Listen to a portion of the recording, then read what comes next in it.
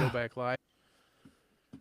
So yeah, it was as if we never created the stream and connected anything. I know I Really? 100% did it.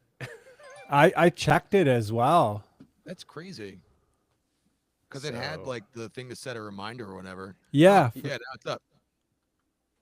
Okay. Okay. All right. Hello, everybody. Sorry, guys. So sorry. Always technical difficulties. We're going to have to go back. Oh, man. Not our worst effort ever in terms of our technical wows. I don't think this Hello, was everybody. user error. Hello, Gear Stuff and Things. How are you? Hi, Hello, guys. Lucas, all the way from Argentina. Sorry about the confusion. So sorry about the confusion. Welcome to Bandless. For those of you who do not know what Bandless is, it is a weekly live podcast for solo music creatives. And every Wednesday at 7 p.m. Central Time, Nick Hill and myself, and some kind of a handsome guest sometimes, Oh gosh. hang out, and we dig into the challenges that solo musicians face as creators. This series attempts to highlight the tools, tactics, and perspectives to help illuminate the path forward. Nick Hill, can you tell us about today's guest? Absolutely. Can you introduce today's awesome guest? Speaking of handsome guests, today's guest is Miles Oh, Strand. man. From Miles does music on YouTube, of course. He's a musician, a producer, a teacher in the New York and New Jersey area. And he's been playing in, I'd say, various projects in the same area, same music scene. So welcome, Miles. Welcome, Happy Miles. to be here. Hi, Yes. gentlemen. Stoked for you to hang out with us. I'm so glad I made it because I was worried when I was leaving work. I was just like, oh God, I gotta get here on time. I gotta get here on time. So I'm glad it worked out. I see we got a link there in the It's Miles' channel. Miles YouTube channel. Go show Miles some love. Follow him on YouTube. Thank you. Miles, before we really get into it today, I wonder if you could tell us for those of the folks that don't know Miles, I wonder if, kind of give a brief summary of Miles, the musician, maybe Miles, the teacher, maybe even Miles, like the family guy, and kind of what that's all about for you and how you've been doing it. And if, the music releases that you're doing or the band that you have, that kind of stuff. Get into a little bit of that just so people know where we're coming from today. Sure. So, hello everyone. I'm Miles, and like it's been said, I have a channel on YouTube called Miles Does Music. I'm in a band called RoughRiffs, and I make music on my own. I haven't really released that much stuff of my own material outside of the band. I've been focusing primarily on the band itself, and we're working on a new record right now, hoping to drop a new single soon. And in addition to all that, I'm a teacher at 2 different music schools, and I got 2 kids, and it's been a real field day just juggling everything between lockdown and the kids being out of school and then doing homeschool, teaching from home on Zoom, learning how to use Zoom. It's been what an experience. But you're a champion. You have the most amazing attitude. And I think that, I don't know, you just always have this positive thing. And I think that really comes in handy, especially this past year. If I could really identify my personality as anything, it's like that meme of the dog sitting in the house that's on fire. That's just like, it's fine. It's all good. It's fine.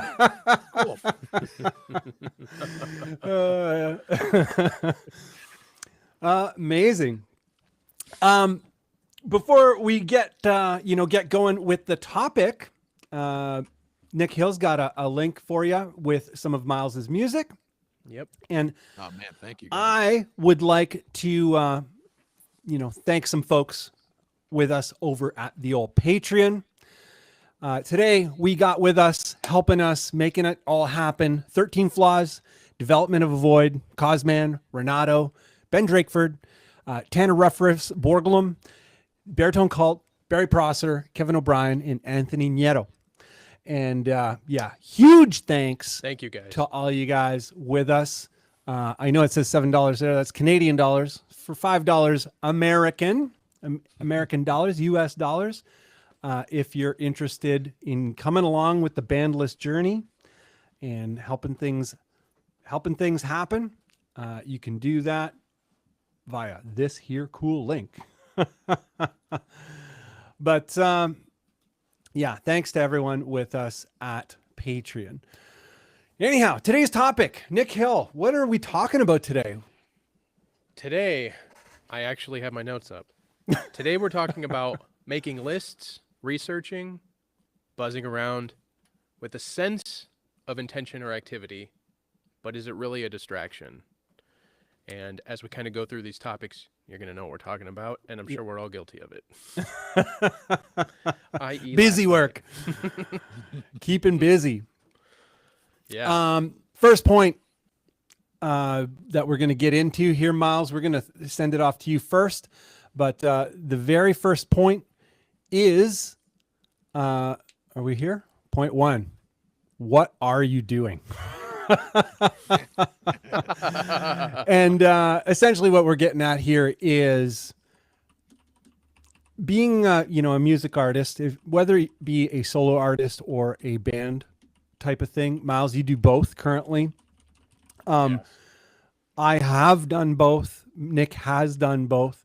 But we can get into all kinds of things like making our own merch and shipping it, and coding our own websites because we're stubborn or whatever. If we're poor and we can't afford a website builder and we have to code it, then that's what we do. But what I'm talking about here is things where we're putting a bunch of effort into other areas that are not the principal thing.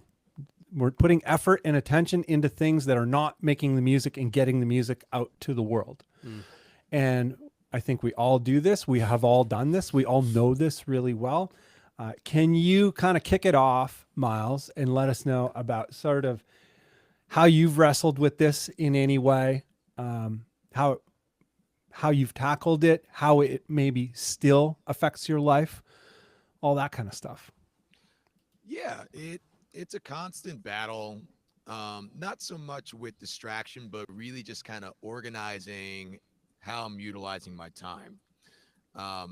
It's very easy for me to open up my phone, go on Reverb, and start scanning through, and then getting like really sweaty when I find a cool guitar. It's a lefty, and thinking, I don't have that yet. Maybe I should just get it. If I just get it, I'll have it. Then I'll have it. Then I don't have to worry about it. But for the most part, when it comes to the other stuff regarding what I'm doing with YouTube, what I'm doing with the band, like, yeah, I'm the guy who does a lot of designing of my own merch and trying to put together all those pieces individually. I'm always on Photoshop, just arranging stuff and then sending things out, and really just putting myself in a position to be the person going through the process of developing something, but also being the one to get the final say on it before it's completed. And I think it just comes from a series of instances where I've worked with other people and have had to wait like an extended period of time to get back a product that wasn't what I was looking for. Yep. And so it falls back on the idea of like, if you want it done right, you do it yourself.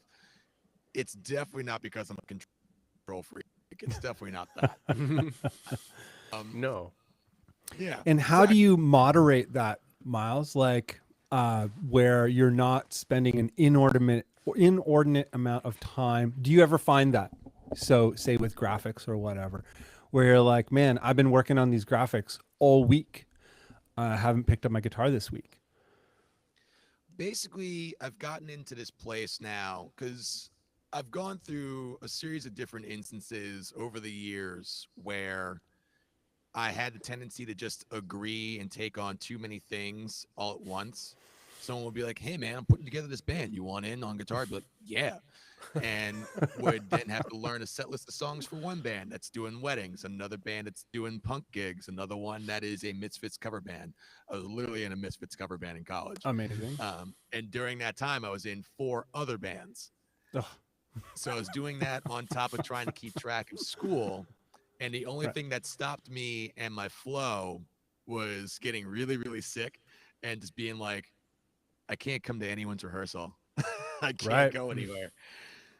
So over the years, I've just gotten into the mindset of kind of assessing situations like when I'm sitting at my computer and I'm working on something like graphics for t-shirts or whatever, and thinking, I need to just step away from this. It needs a break.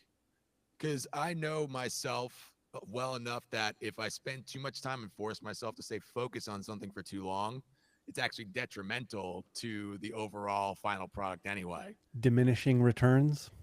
Yeah, because when I'm drawing something in Photoshop, I'll just get frustrated after a while and just be like, whatever. And it becomes something that's not even good looking after a while anyway. Mm. And it's the same thing when it comes to songwriting, where if I'm just sitting and staring at my desk and my notebook and just thinking like, come on.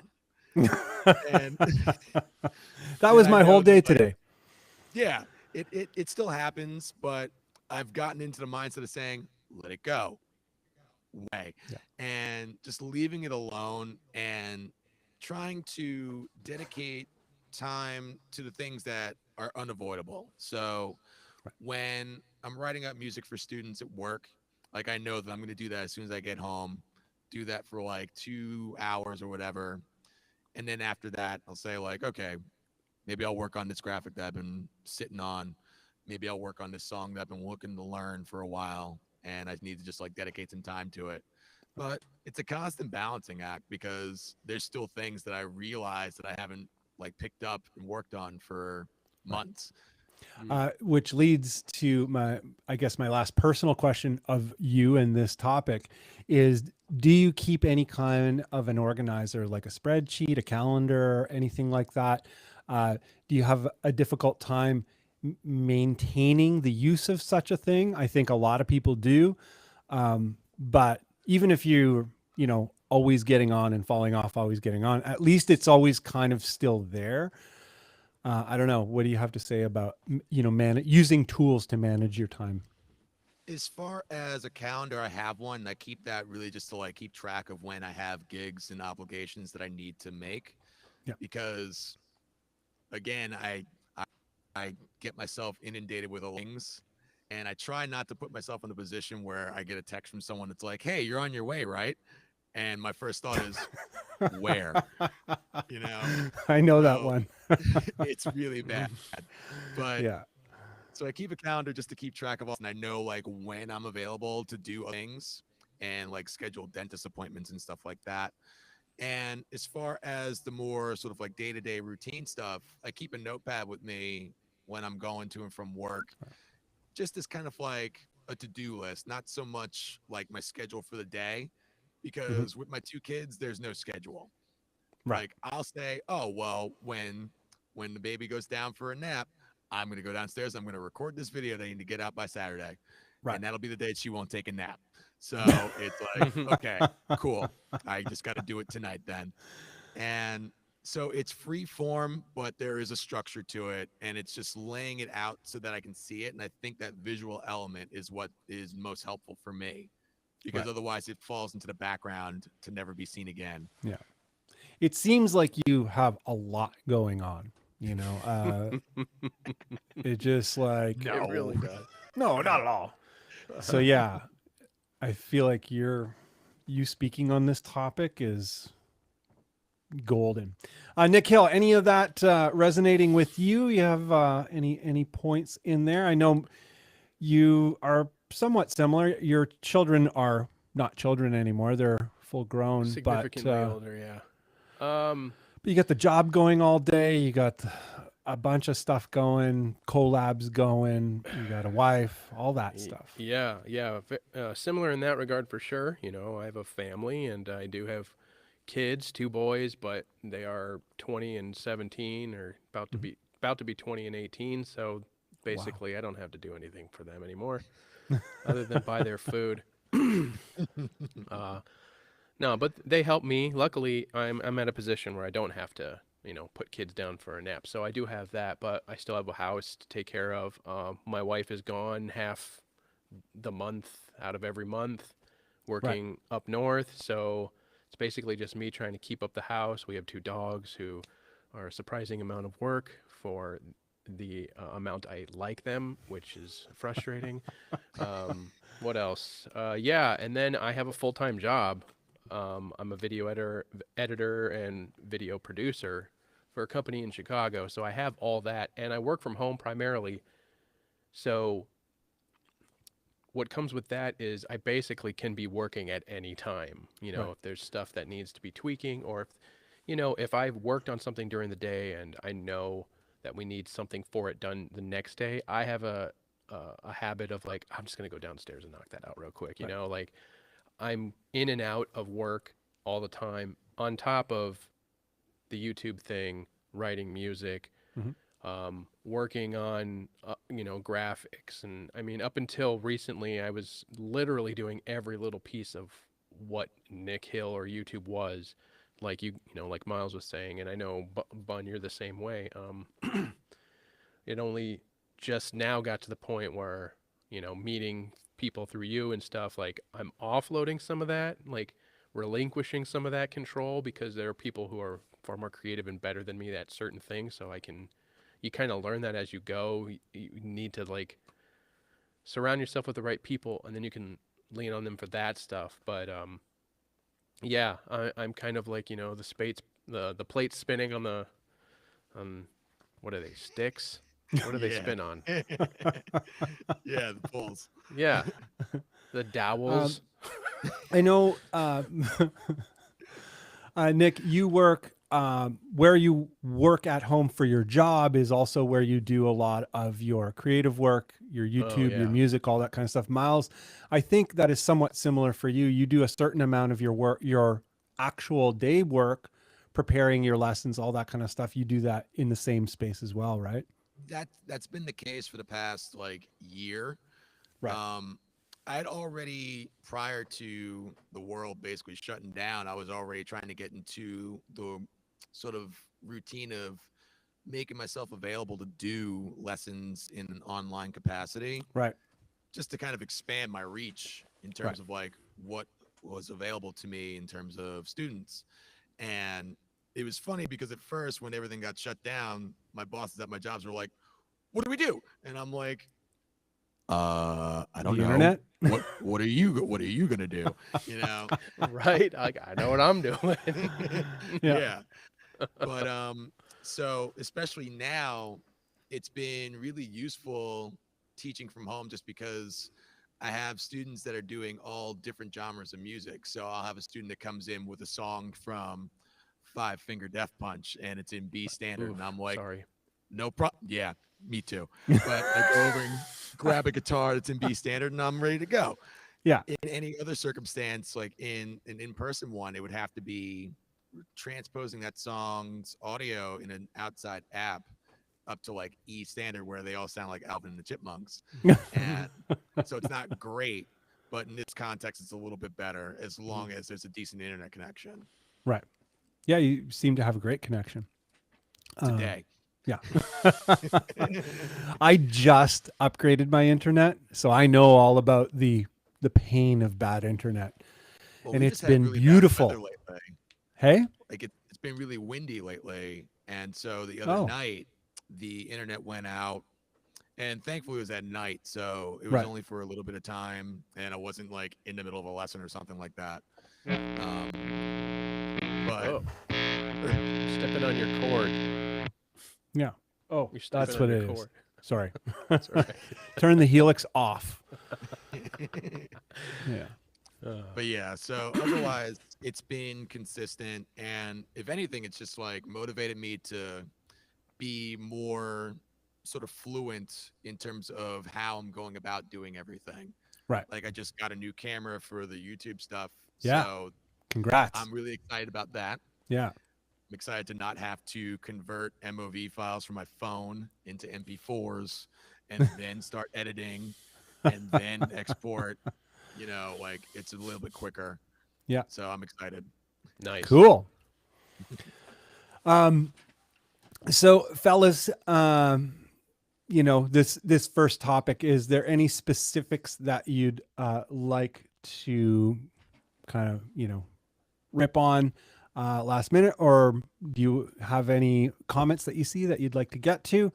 But the first point, just for those of you just joining us, the first point was, getting really busy with things that might be kind of a distraction. So, and if the things that you're doing are actually like, in line with what your goals are. So it could be making your own merch and shipping it. Is that actually a thing that you should be doing, or that you should get a service to do? Coding your own website, whatever. Doing all these things.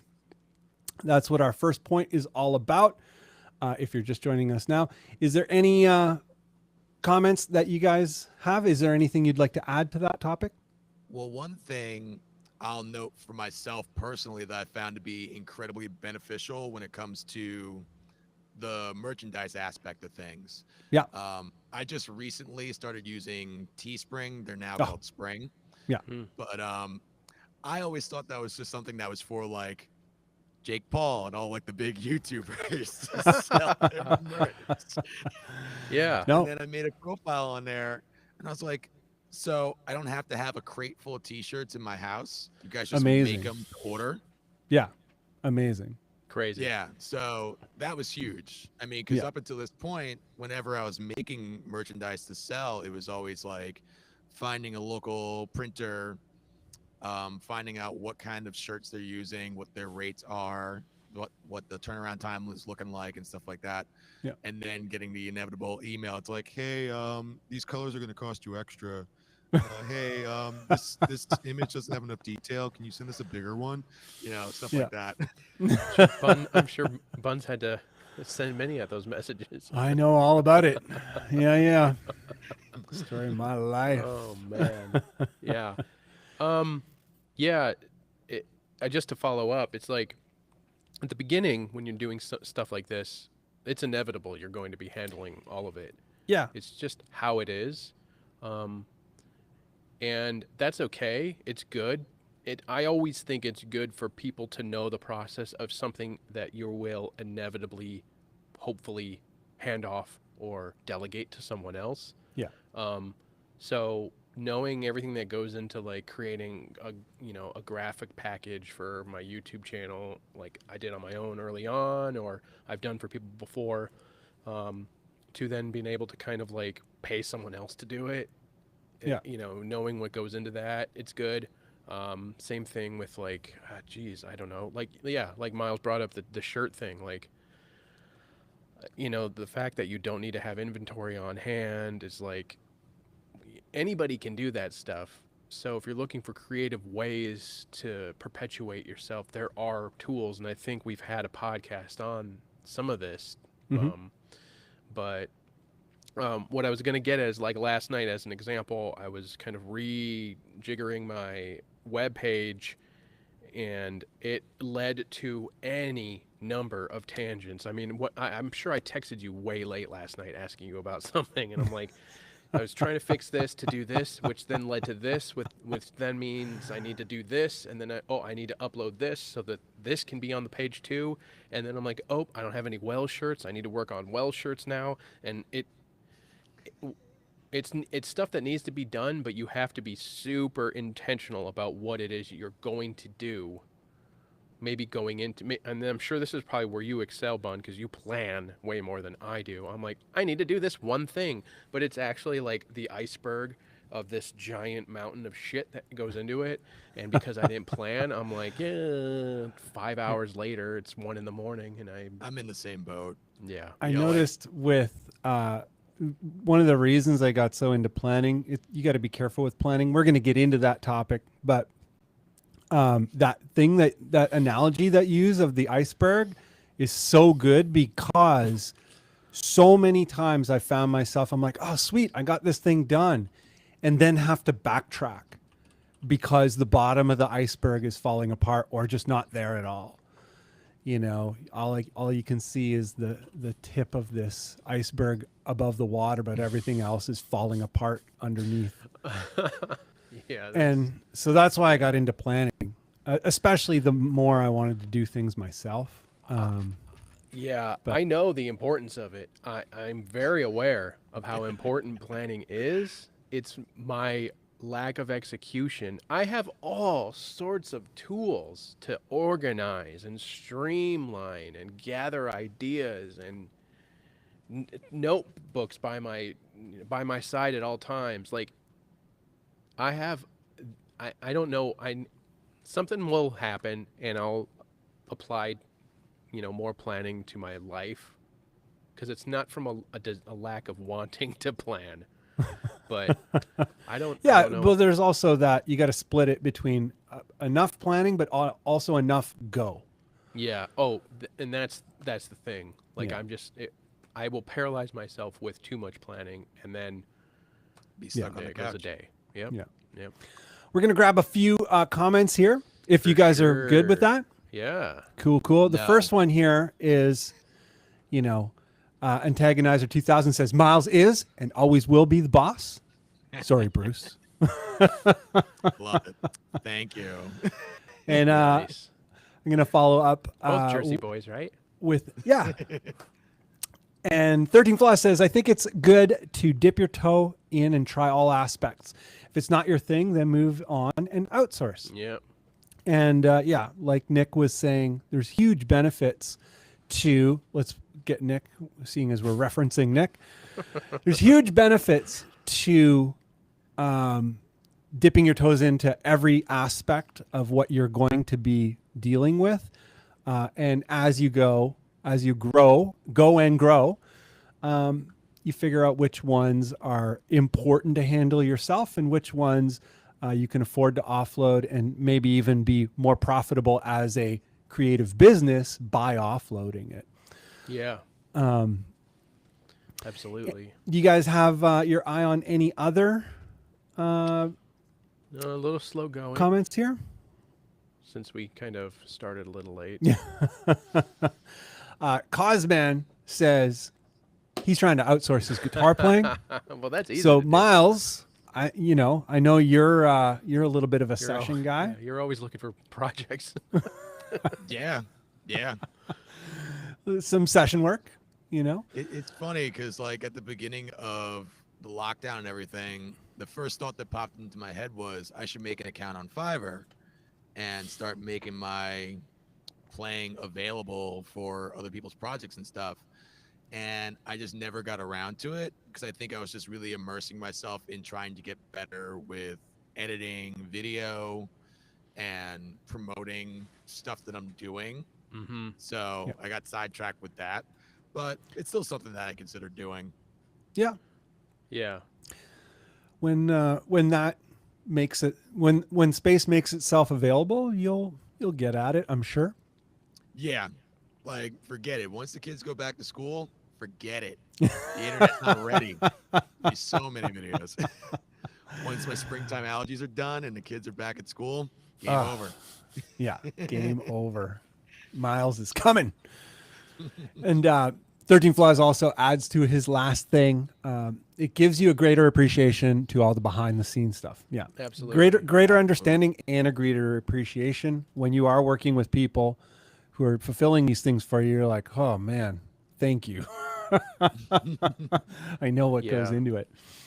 Yeah, I think that's huge when you have some idea of what you're getting into. It gives you perspective on things too.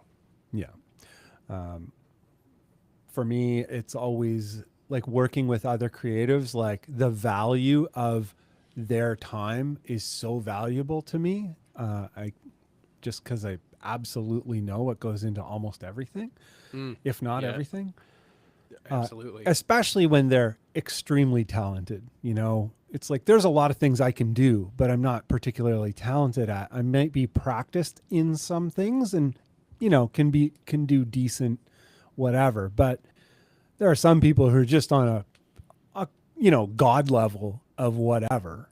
I'm like, when you get to work with those people, like Nick, you and I, we've been working with Self-Inflatable a lot lately. Yeah. And that's kind of one of those things for me. Like, it's just like, it's on a level that I would love to be at, but I know it's never going to happen. It could probably happen, but you don't need to because you have self-inflatable at your side. You know what I mean? I guess Like, so. I mean, I know, I'm the same way. Like, I wish, like, I see your aesthetic and your style and your graphics and, you know, self-inflatables work, and I'm always like, I want to do that. And then I'm like, how long is it going to take for me to get that good? Fuck it. You know, like, I can do, I'm at a level where I can do certain things, you know, to like propel it a little bit more when I have certain things that are made good to begin with. But like that initial creative side, like I relate to it. When I see it, I'm just like, yeah, it's perfect. We don't no revision. No, let's go. Because, you know, when you find the right people, then I just think this is a perfect instance of like definitely something I wanted to always do is do all that stuff for me because I wanted to know how to do it. And I'm thinking like, oh, I could do it for other people. But then somebody else comes along who can do it way better. And I'm like, I got more time to play, to write, to work on videos. So it's like a good sacrifice. Yeah. Yeah. Curious, I think you and I, Nick, we kind of came at all of the multimedia stuff in similar ways, but I'm curious, Miles, your story. Did you come to the graphics and all of the other sort of extraneous media types through music? Like, was music the motivating vehicle to get into video, the motivating vehicle to get into graphics, all that kind of stuff? Or have you always been fooling with that stuff? Well, it's funny. Number one, I finally realized who Antagonizer 2000 is in the chat, and that's my buddy Brian from college. What's up, dude? You the best. I love you. But like it was kind of a weird sort of thing that happened in high school where I was cutting class and I was always hiding in the AV room. And That's a cool the play. guy who was the director of the program was like, listen, you can hang out here. That's cool. I don't mind if you're here, but you know, if you're going to be here, I might as well have you do something. Right. And I was like, okay. So he started showing me how to use like actual cameras, using film and doing editing in that context. Awesome. And from there, I just kind of applied some of that same stuff to introducing myself to using Adobe Premiere. Mm-hmm. And my whole process of making videos so far has just been kind of like stumbling into things that kind of work. Yeah. You know, like, I think that's the case for all of us. Well, like, you know, with the utilizing the stuff that I had at my disposal. So like started making videos just using my phone, and you can look at my early videos and you can see that I'm using the flash on my phone as a light. I love that like about your channel. burning a hole in my face. That aspect of you and everything you've built for yourself thus far is like one of the huge reasons why I really wanted to kind of get you on here and sort of talking about your journey so far, is because of that. You have this attitude, like Nick and I were talking about, you know, the just go. Like planning is good and all that kind of stuff, but the just go is equally as good. It's very important. And you have like a just go kind of thing, and it's rewarded you quite nicely. You definitely so have far to have that sort of attitude about it, because, and I tell my students all the time that like you can sit around with like a group of guys that you're starting a band with and talk about like, but what's our sound? What are we going to sound like?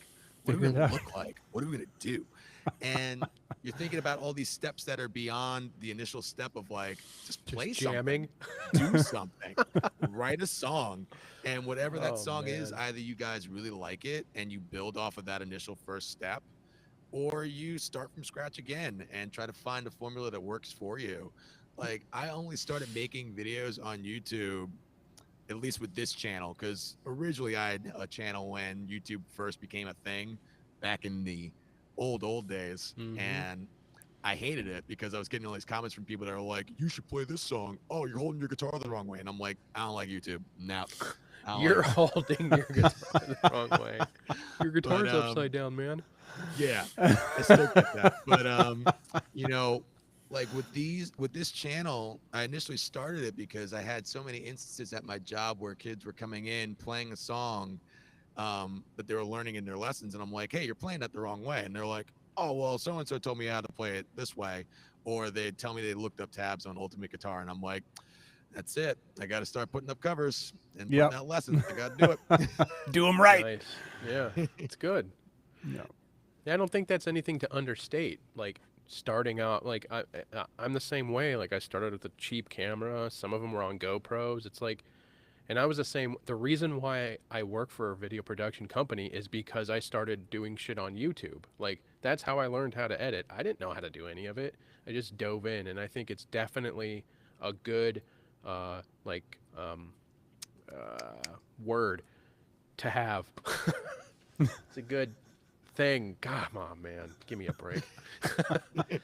Somebody finish my goddamn sentence. It's a good mentality to have. There you go. In terms of your approach. Absolutely. Yeah. Yeah. Like I saw all these other people online that were making videos from their phones and stuff. So it was just like, I could do it. I'm not trying to do anything super elaborate. It's like, keep it simple. And I'm just going over like, this is where you put your hands on the neck of the guitar. Then it should get the point across. And either people are going to be like, hey, that was helpful. Or they're going to be like, hey, you shouldn't do that ever again. And fortunately, I haven't had much of that. Yeah. Yeah. If the information's there, most people overlook basically what they're seeing or hearing. You know what I mean? I've been watching videos on guitar building and everything, and it's not all great quality. But if a guy's explaining something in a in engaging way, and I'm getting the right information, I don't even give a shit. You don't even think about it. So it's good to like not put up those hurdles. And I know we're deviating from what we're talking about, but it's what we do. Yeah, to cap that one off in terms of the, starting a YouTube channel or whatever, doing something that is front facing, let's say. It doesn't even have to be YouTube, but YouTube's a great example. There's a YouTube channel called Make Art Now. It's this guy, Josh Yo. Oh, yeah. And he's a filmmaker. And he did an episode a long time ago about like, oh, so you want to be a YouTuber? What do you need? Because people ask him, he gets a question all the time. What do I need to do to start a YouTube channel? And he's like, honestly, okay, we can just end the video now. You need, a personality and some kind of story. And that's it. Yeah. And if you have those two things, you're good to go. Nothing else matters. But, if you want to stick around, we can talk about all the other things that you can add in to your personality and your story. But I think that's the kind of key there. And it doesn't matter if it's a YouTube video, if it's your band, if it's starting a business, any of those things. I think, kind of having some energy about you and, just the story or the purpose, like the go, and just go. Yeah. I think on a granular level, what we're talking about isn't that far away, because if you think about the video thing, like we were just talking about, like that video for Josh Yo, I remember when he put it out, and like Peter McKinnon's done similar videos. All those video guys have kind of said the same thing. Like, listen, it doesn't matter what camera you have, story, or engaging personality. Music too. We see it all the time, and I'm definitely not talking down about this, but like tone chasing and IRs and guitar pickups, and it's like, how about riffs? What are you trying to do? Like, and the reason why I say it like this is because I've spent time doing all those things and still find myself occasionally doing this, and I'm like, write fucking music, dude. Yeah. Just write riffs, write shit. What do you want to do? I want to put songs out. What do you have to do that? Write shit. Worry about the sound. But we spend so much time, and then it turns into this thing, and then 3 days have gone by and you haven't written anything. Yeah. My next produced video is going deep into that. Yeah, I've avoided doing video on that because I get like this. I get very like tough love about it. And the reason why I'm like that is because I respond to that kind of thing. Not everybody does, especially today. So it would just alienate people because people don't like hearing truths that apply to their life. I don't know. I think you should try making that video. It's just Yeah, gonna and be then if like you catch this, yourself yelling, you just pull this it back a crabby little bit. guy. You know how So much there- rage. I get all these crabby comments as it is. Why is this guy so crabby? Like, you don't know what sarcasm is. You idiot. Who's that guy? That's Dick Hill. He's a dick. All He's a right, real we're gonna prick. grab just a few last comments here, and then we're gonna Yeah. get to the next point. And is it Gear Stuff and Things says a great idea is the death of potential sometimes. It is always what hanging out with cokeheads is like. Oh man. Yeah. It is always jeepers. I guess I choose my And friends a little differently. 13 Flies says overthinking too much can be a big creativity blocker. Sometimes you just gotta dive in and go head first, you know? Yep. A jam. Recurring theme, for sure. And last one, Cosman says sometimes you have a thing that you don't even realize until much later. Oh yeah, that's huge. Mm-hmm. Then you wonder why you didn't appreciate yourself more. You had the magic the whole time. And yeah, that's a big thing. I was talking to one of my flatmates about that very thing today. You know, he got some material, some recorded material back from the recording studio that he was kind of reassembling, and some of it was his own vocals that he initially thought is like, my vocals are terrible. And he listened back to the tracks. He's like, this is fine. It's always been fine. Oh man, it's nice that he had that revelation. Like that's a rare thing for creative people. And he's a rather meticulous Sure. personality as well, right? So yeah, it was a huge thing for him. But point 2, we're going to take it into point 2 here. Yeah. And point 2 is enough talking. We kind of touched on this already, Yeah. but enough talking, enough planning, enough, enough kind of dancing around the thing. This is something that happens a lot when you're in a band scenario, and when you have a band scenario that is effective and efficient, it's very special, and it's something to protect. But yeah, in a lot of band scenarios, there's often a lot of talking, a lot of planning, a lot of diplomacy and red tape before a move is made. And we can do this with ourselves. We get used to, as the more adult we become and, ingrained in the process of the industrial world, we tend to start applying these sorts of ideas to our own things. And we've already touched on this whole thing of planning, over planning. I can over plan. I am pretty good at moderating that, down the middle, but occasionally I'll get swept away with planning. Miles, what do you have to say about point 2? You're gonna take us into it. How have you got caught up in these things? How have you navigated it, managed it? And do you find yourself getting swept away with it currently, or is it, pretty in check? Well, from the band perspective with my guys, typically I'm very much just like, if I have an idea, if there's an opportunity that's presented itself, I present it to the guys. And if I hear back within like a couple minutes, I'm like, okay, great. But if I don't, I'm like, okay, I guess I'm making an executive decision and we're going, keeping it moving. And, there's not as much of that when it comes to the creative process as far as songs, but I'll put the work in terms of putting together sort of a framework for a song, and then kind of offer what I have to the rest of the group to contribute to, just so that it's not this sort of stagnant scenario of like, well, I got an intro.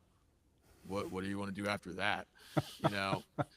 And so that's how we go about it in that case. Like, we don't have too many band meetings or anything like that. And when we do, it very easily goes off the rails and talking about like, oh, did you see that one episode of Rick and Morty? Oh, did you see that? Did you see that fight that was on last night?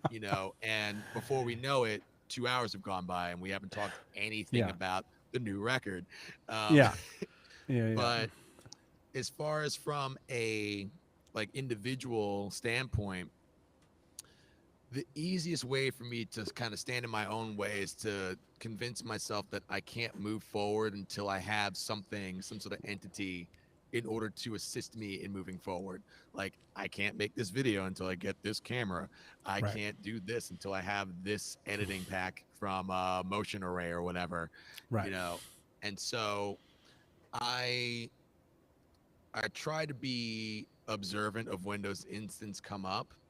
But I mean, that's also where my whole approach of like just go comes from, Yeah. because like I want to try to outrun that thought before it stays and seeks residence inside my brain of like, wait a minute, you can't do that yet. I ran into an issue last night actually with a video that I want to put together, basically in reference to the topic that keeps coming up about like tuning down using the whammy pedal versus the drop, and how that stands up next to the pitch shifter that's in the Neural DSP Gojira plugin. And I was working on that. I was like, okay, we got a flow. We're going. We're doing it. And I was like, I should make a track where it's got the whammy in the Neural DSP plugin automated so that you could see that it's actually moving and everything. Yeah. And with Reason, for some reason, no pun intended, it's very hard to automate things simply like you would in Pro Tools or in Studio One or Logic. And so I'm going around looking for videos and tutorials and stuff. And Right. I was getting frustrated, and I'm like, you know what? I don't need it. It's okay. It's all right. I'll just do I'll do the portions where I'm pitching down from standard tuning, and you get the feel for what it sounds like, and if it sounds like a guitar or not. And so I run into those little like speed bumps here and there, just mentally on my own from time to time, but I really just try not to think about it. Like, I try not to think about my plan as a plan going into it. I kind of just think like, okay, here we go. I'm going to do it now, and we're going to get it done. Right. And usually that comes down to me kind of like doing things off the cuff and free form in that moment. So I'll come up with video like angle ideas as I'm going along, and then I have all this footage that I have to then edit down to like a 20-minute video from an hour. Right. I know that one really well. It's like, I mean, that's the biggest thing for me, honestly. I'll convince myself that I need to start from scratch because what I have so far is too much, and no one's going to watch it. Yeah, you should stop. just You to should pare stop it doing down. That. Yeah. Yeah. Just make it long.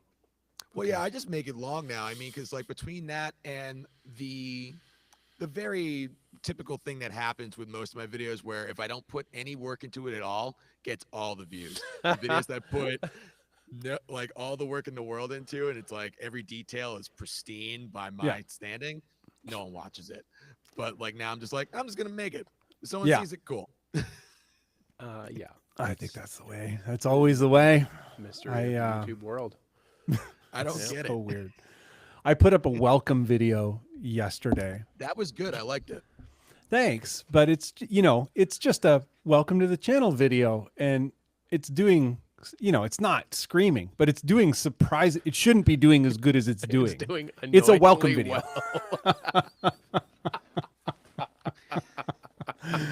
I thought the same thing, man. Like, it's super weird. It's gonna end up doing super well. Yeah.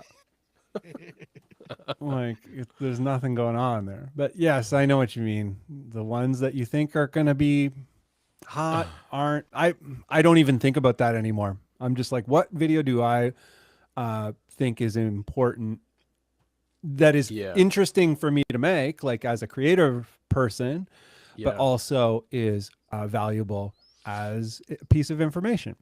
Right. And try to split the balance and just have fun with it, Yeah, man. But I think that's what we're all doing. That's kind of what the train we all got on probably this last couple of years, like maybe the last year we really got on that train. Yeah. Your Circle of Fifths video, Miles, it's crazy. Thank you. Yeah, it's awesome. That was one of the ones that when I put it together, like I knew that there were already a bunch of videos kind of discussing the topic of what the Circle of Fifths was, but there was a question that always came up in lessons of like, so what do I use that for? What am I doing Yeah. with that? Well, I'll Like, show you. My name is Miles, and we're gonna take a look at it. yeah. And then a week later, Rick Beato put out a video about it, and I'm like, Yeah, he oh, probably saw your video. He's like, great idea for a video. you The know, thing, I'm I sure would he love does to that. believe that be the truth. Yeah. I'm pretty sure he does that. He doesn't come up with video ideas. He just looks at videos with lesser views and on And smaller complains channels about and not does. being able to make money off of other artists. Yeah. the Pretty thing sure. is, Maybe what not. the- I don't know. Maybe I'm being mean. it's good to hear how other people explain shit though, you know, because somebody might explain a portion of it just a certain way that makes it click, you know? Like I'll watch multiple videos on the same thing because like something about it didn't quite click, but then you finally come across somebody that like, oh, okay. Yeah, absolutely. I don't know. Nick often Yeah. shares the idea of, it's always worthwhile from somebody else's perspective. The exact same topic. Hmm. It's always, like sometimes it's just the personality. I think that you were talking about that maybe in the last Yeah. episode. It's like it doesn't even have to be a different perspective. Sometimes the information coming from a different personality resonates more with somebody and it's easier to understand. Mm-hmm. Totally. Yeah. Totally cool. Mr. Nick Hill, Yeah. do you have anything to add to the over planning, the over talking, the getting stuck in the minutia of it all? Yeah. And if you do get stuck yourself, how do you deal with it? Or if you don't get stuck, what's your secret sauce? Oh, of course I get stuck. You don't get stuck. I'm lucky or unlucky enough to not have to really like turn to anybody and ask their opinions. Now Right. with Wells, I have probably been annoying Steven with like questions about stuff because I want him to be more part of it since he's a part of it now. But so going forward, I'm sure I'll annoy him. But when it comes to my YouTube and my own my other stuff up to this point, it's been like, okay, what am I gonna do? And if I got stuck, like you Bun, you heard about it. You were the one. I'm like, dude, I'm stuck here. What am I overthinking? Because I know. You and I talk about mental stuff all the time and the human condition. It's like I know what I'm doing right now, and it's overthinking this. Yeah. So I'm telling you what I'm overthinking, and then you'll be like, well, yeah, blah, blah, blah, blah. And then I'm like, yeah, I knew Yeah. that, but I needed to hear you say That's a it. good point that we don't really talk about as a device. Miles, I'm curious if you have something like that where do you have a person you can just kind of, because I have that in Nick. Nick has that in me. I have that in Nick. I have it in a few friends. I think we're all kind of mindful of who we do that with. But like if you're like, I'm kind of stuck, I just kind of need to talk to someone about it for a second. Do you have someone you can go to? Are people in your band that way, or are there other artists? Maybe we're your guys. Well, it's interesting because like with the guys in my band, if I come to them, I'm like, I'm having a real issue with trying to finish off this last part of the song, or I just can't get this one song off the ground and like get things flowing. Usually they're like, yeah, man, me neither. And like, I'm like, okay, Thanks. cool.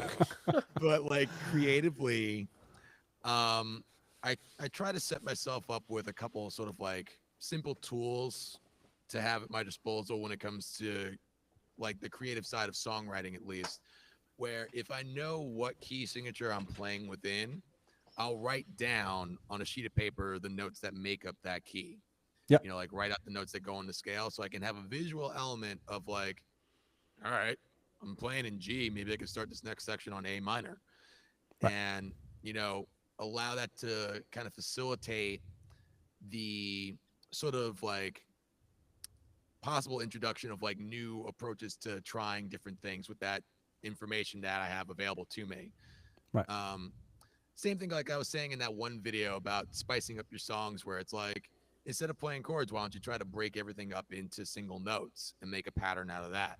Yeah. I tried that with the one song that I had, and I was like, okay, let me change Right. this chord progression. Let me spice it up and do some different stuff, Mhm. make it more interesting instead of just doing triads. Yeah. And I probably could lean on some more people, but I tend to just kind of like sit and stew until something happens. Well, yeah, I'm And guilty of that too. it's so bad. Like I sit on the couch and I'm like, man, I need to write something. And Get it's so aggro. bad. But like even in those instances, I'll tell myself like, go for a walk, Yeah. walk around town. And I think it's just because as a visual learner, I take in a lot of stuff and I try to brainstorm ideas from the things that I see around me. So I'll see someone like walking down the street and try to think of like utilizing that as inspiration lyrically in a song.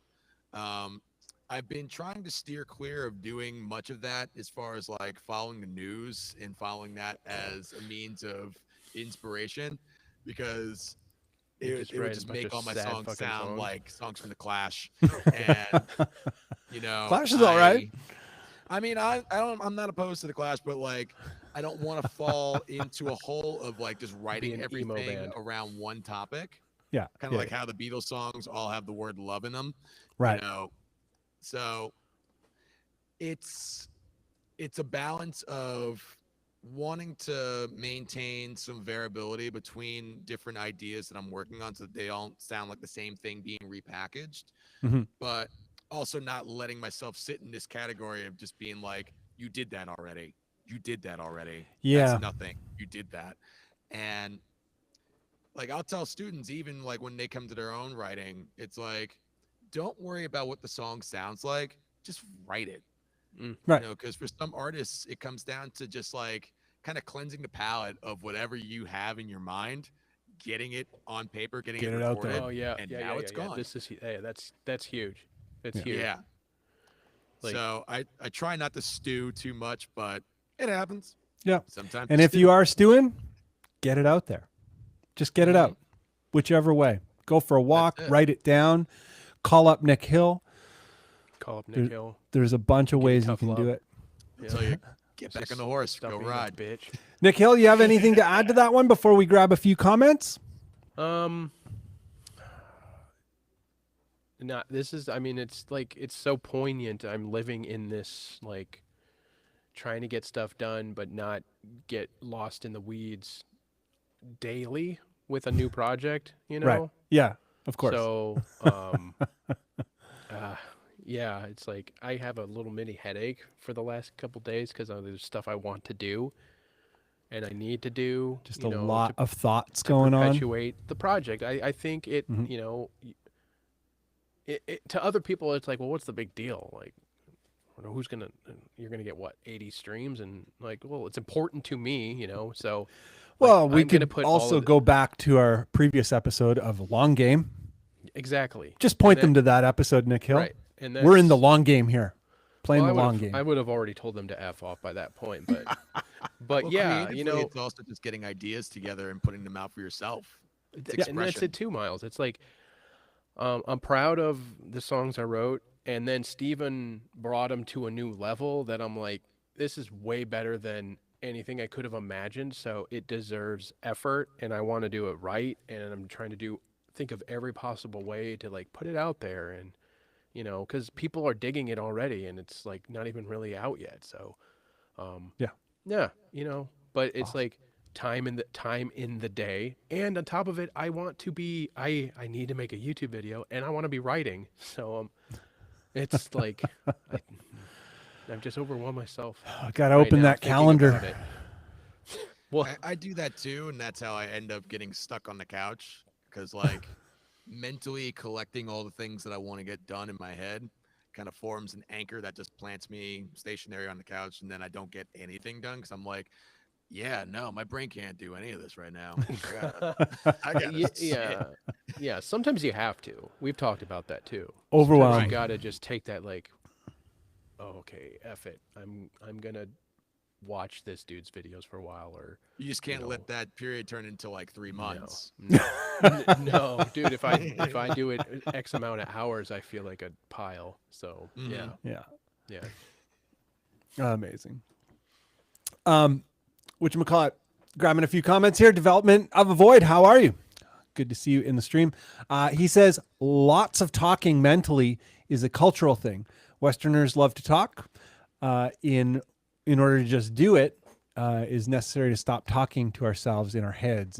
It just takes practice, and this is true. I would say the more you can remind yourself, if you can provide cues for yourself, like the F it, let's do it kind of thing. Anytime you find yourself in that, okay, I'm stuck on this thing. What's next? Don't worry about that thing. What's next? I did it Yeah. like 40 times today. I've been trying to finish a track for Bandcamp Friday. It's probably not going to happen. Man, see, that's the thing. If you're looking to like meet a deadline creatively, It's Wednesday. that's bud. usually when my brain is like, you're not writing anything, dude. Like I was trying to get the lyrics done for this new song for this weekend so that my bass player can actually have the vocal tracks to mix and everything. Yeah. And having that deadline that day in my mind, I keep thinking, dude, it's Wednesday. You need to get it done. You got to get it done. Why haven't you? And I'm like, it's, you know what? Stop. Just leave it alone. Yeah. And I don't want to put out something that sounds rushed. Yeah. That's the main Sometimes thing. it works. Sometimes that. I like the that- energy of it personally. I like the fuck, let's get busy, you know?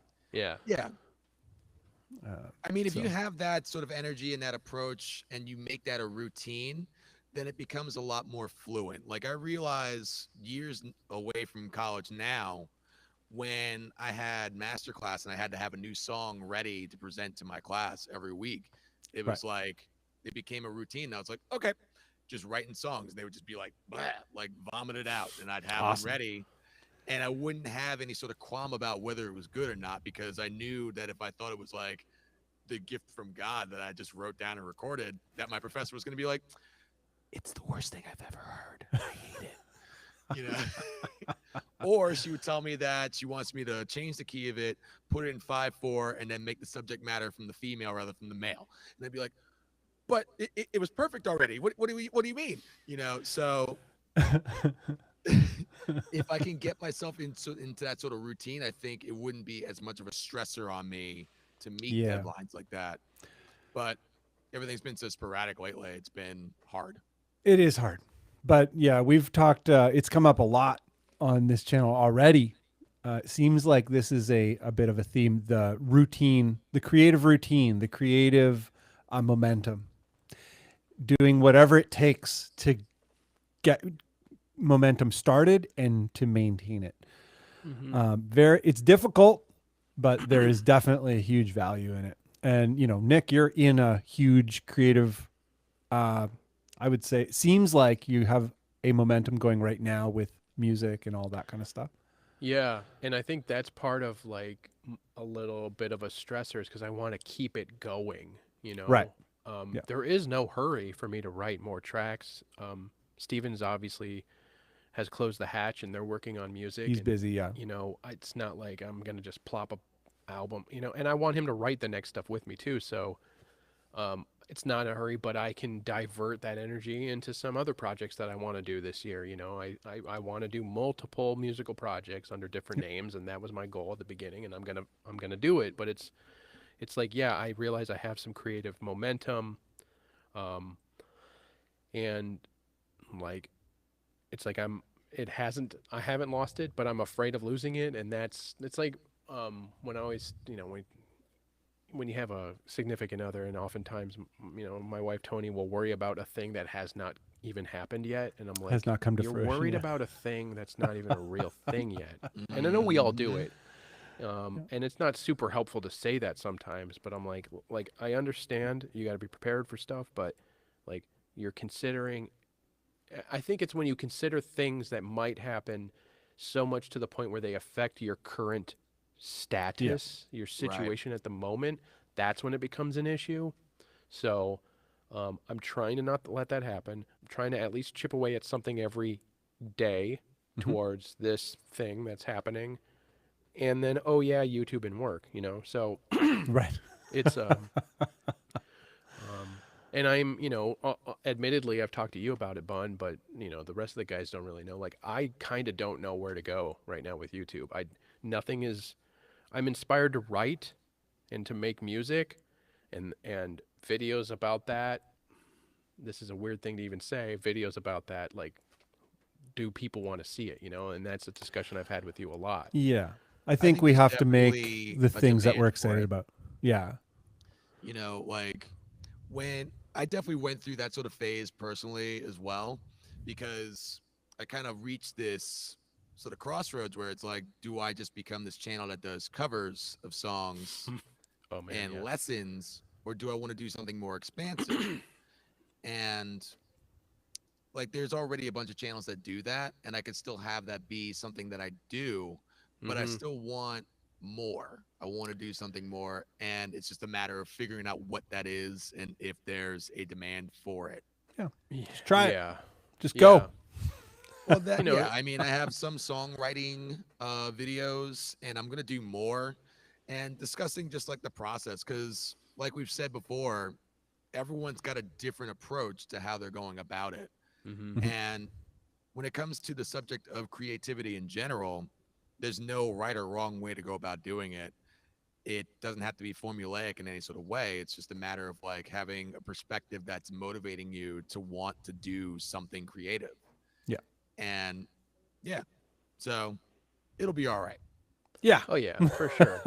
Like, that's one thing I do know is it will be all right. I mean, we've talked about this in other podcasts. So it's like, um, you know, writer's block. I remember right before I wrote my last track of 2020, I was like, I don't have anything, man. And then I wrote this track, Humanity, and it was like one of my favorite things I've ever written. And I'm like, oh wow, so that just came out of nowhere. That just came out of writer's block. Yeah, that just came out of literally out of writer's block. Like, I have nothing. Oh. So I know it's not going to be the thing, and it's like, and I know, you know, when it boils down to it, I'm going to make a video probably about production or writing, and it's going to be what I want it to see or to be helpful with, and that's going to be that. But you know, I get a lot of like people asking about tones, 'cause that's a huge thing. Like, you know, oh, well, it'd be cool if you did a video about this band's tone. It's like, yeah, it would be for you, but I don't Make like your that guitar sound band. like a banjo. Well, like, but there's bands I do like, but also I don't. It's weird. I gained a lot of viewers and subscribers and view time hours because of my Helix stuff, and I know that. But it's like not the thing I want the channel to be about exclusively. So it's like Well, I also when I'm think not you've feeling it, covered it. You that's know, the other thing too. what else is there to say? Yeah, I think that's the thing. I think that's probably where I'm at with it. It's like, listen, I have enough video documented proof that if you want to create a heavy guitar sound with this thing, you can do it. Yeah. Don't let any of these things be like stop you from writing your music, because it's sort of on you at this point. I Yeah. mean, the fractal stuff, the like, you know, the neural plugins. Like, if you are a person who plays through plugins, like, are you kidding me? You have those tones on your laptop. Hmm. Any of this stuff.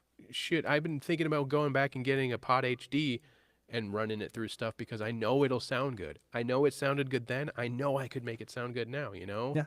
So it's like I want to just get across to people, like, if you're doing this thing, and I know not everybody's in it to write music and put music out. I know that. Some people just like to play to play. I know Yeah. this. But a lot of the people that follow us, they want to write music or put music out because we see it. We see the questions. We see them in the middle of the process to put to Yeah. in that, you know, they're propelling towards that direction. And it's like, just And I think we're all like pretty close. Like, we all have pretty close conversations with one another.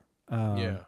Like, because of the Discord, because of the forums, all that kind of stuff. We all kind of know each other, so we get to have those closer conversations about that exact thing.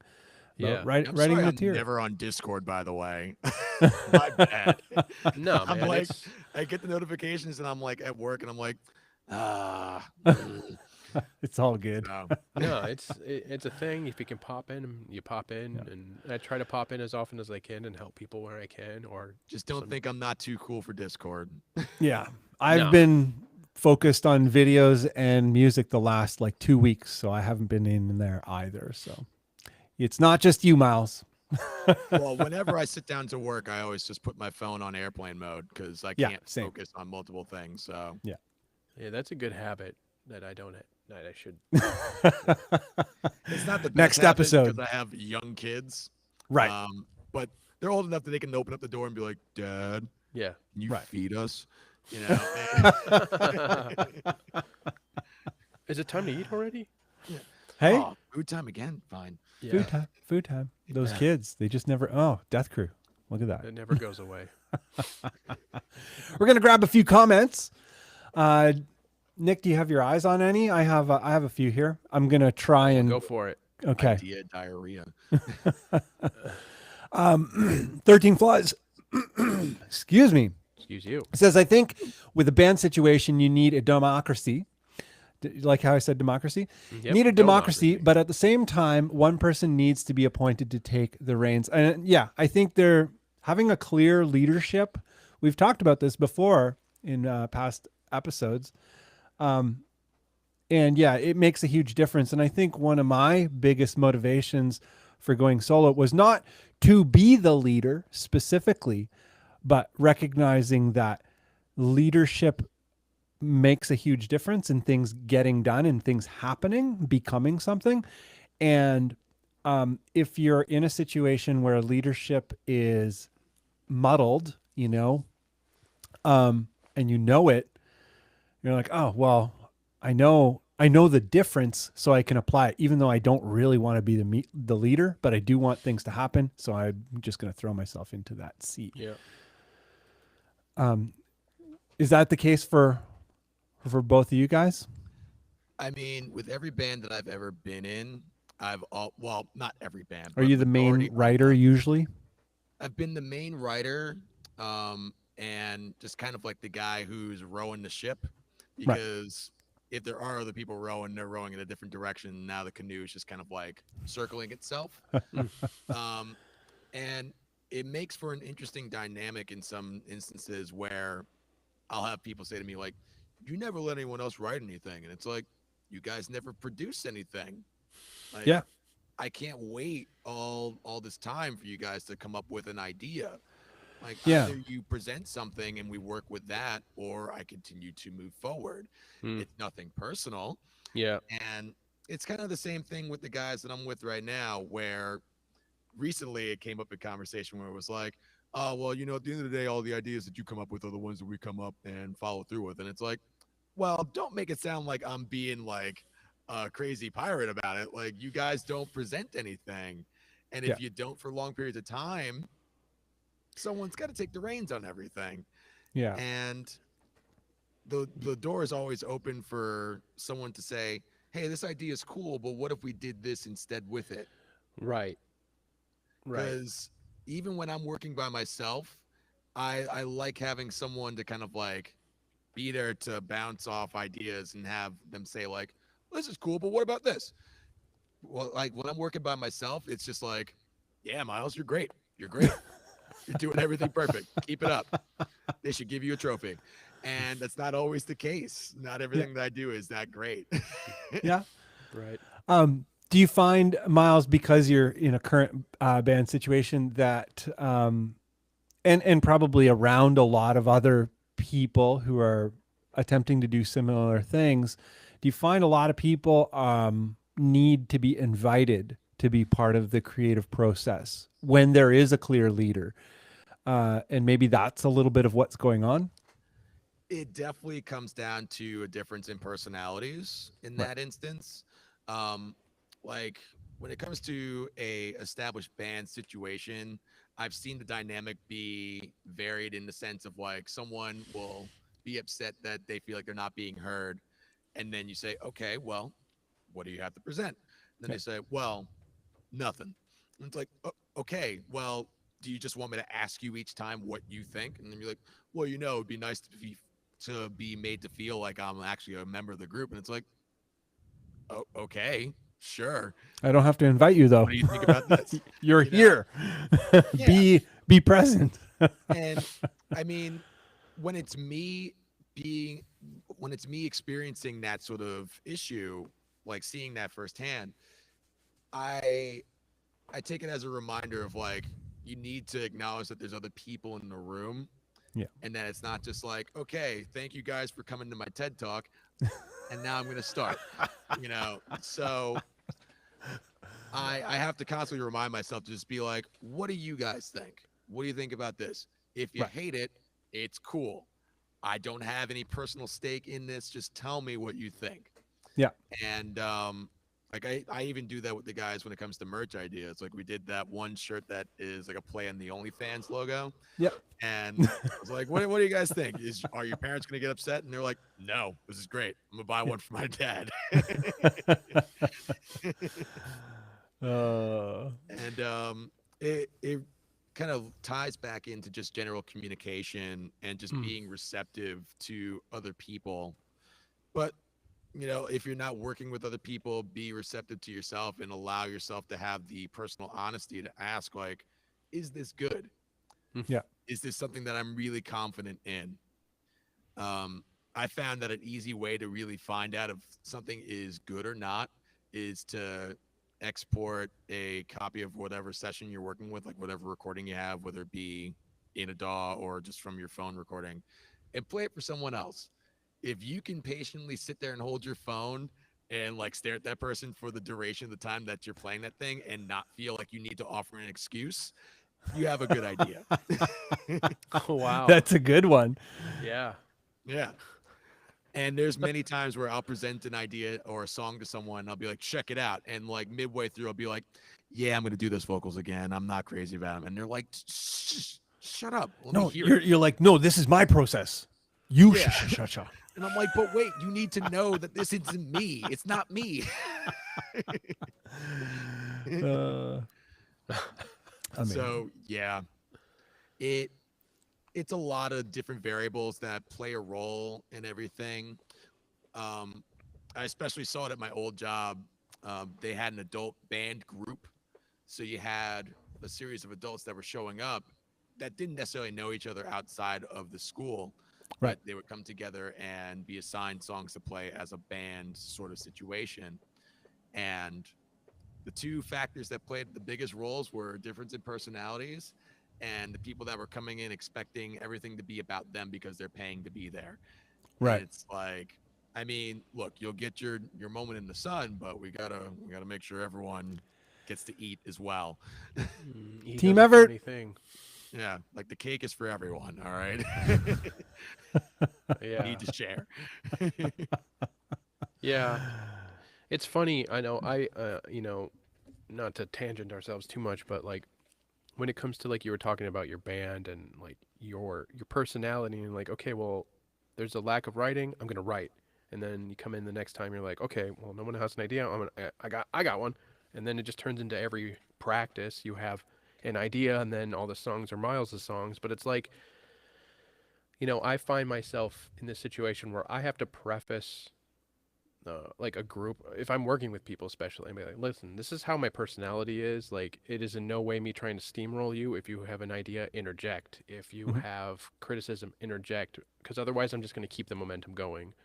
It's not me ignoring you. It's not me like trying to be the powerhouse, but it's like, if I'm the same way, like if there isn't momentum, then I'm going to try and be the propellant. Yeah. And that's not, that has nothing to do with whether or not they have something to present. If you have something, present it, even if it's like nothing big. Like, if you, like you said, communicate and set a precedent, like, this is how I am, this is how I operate.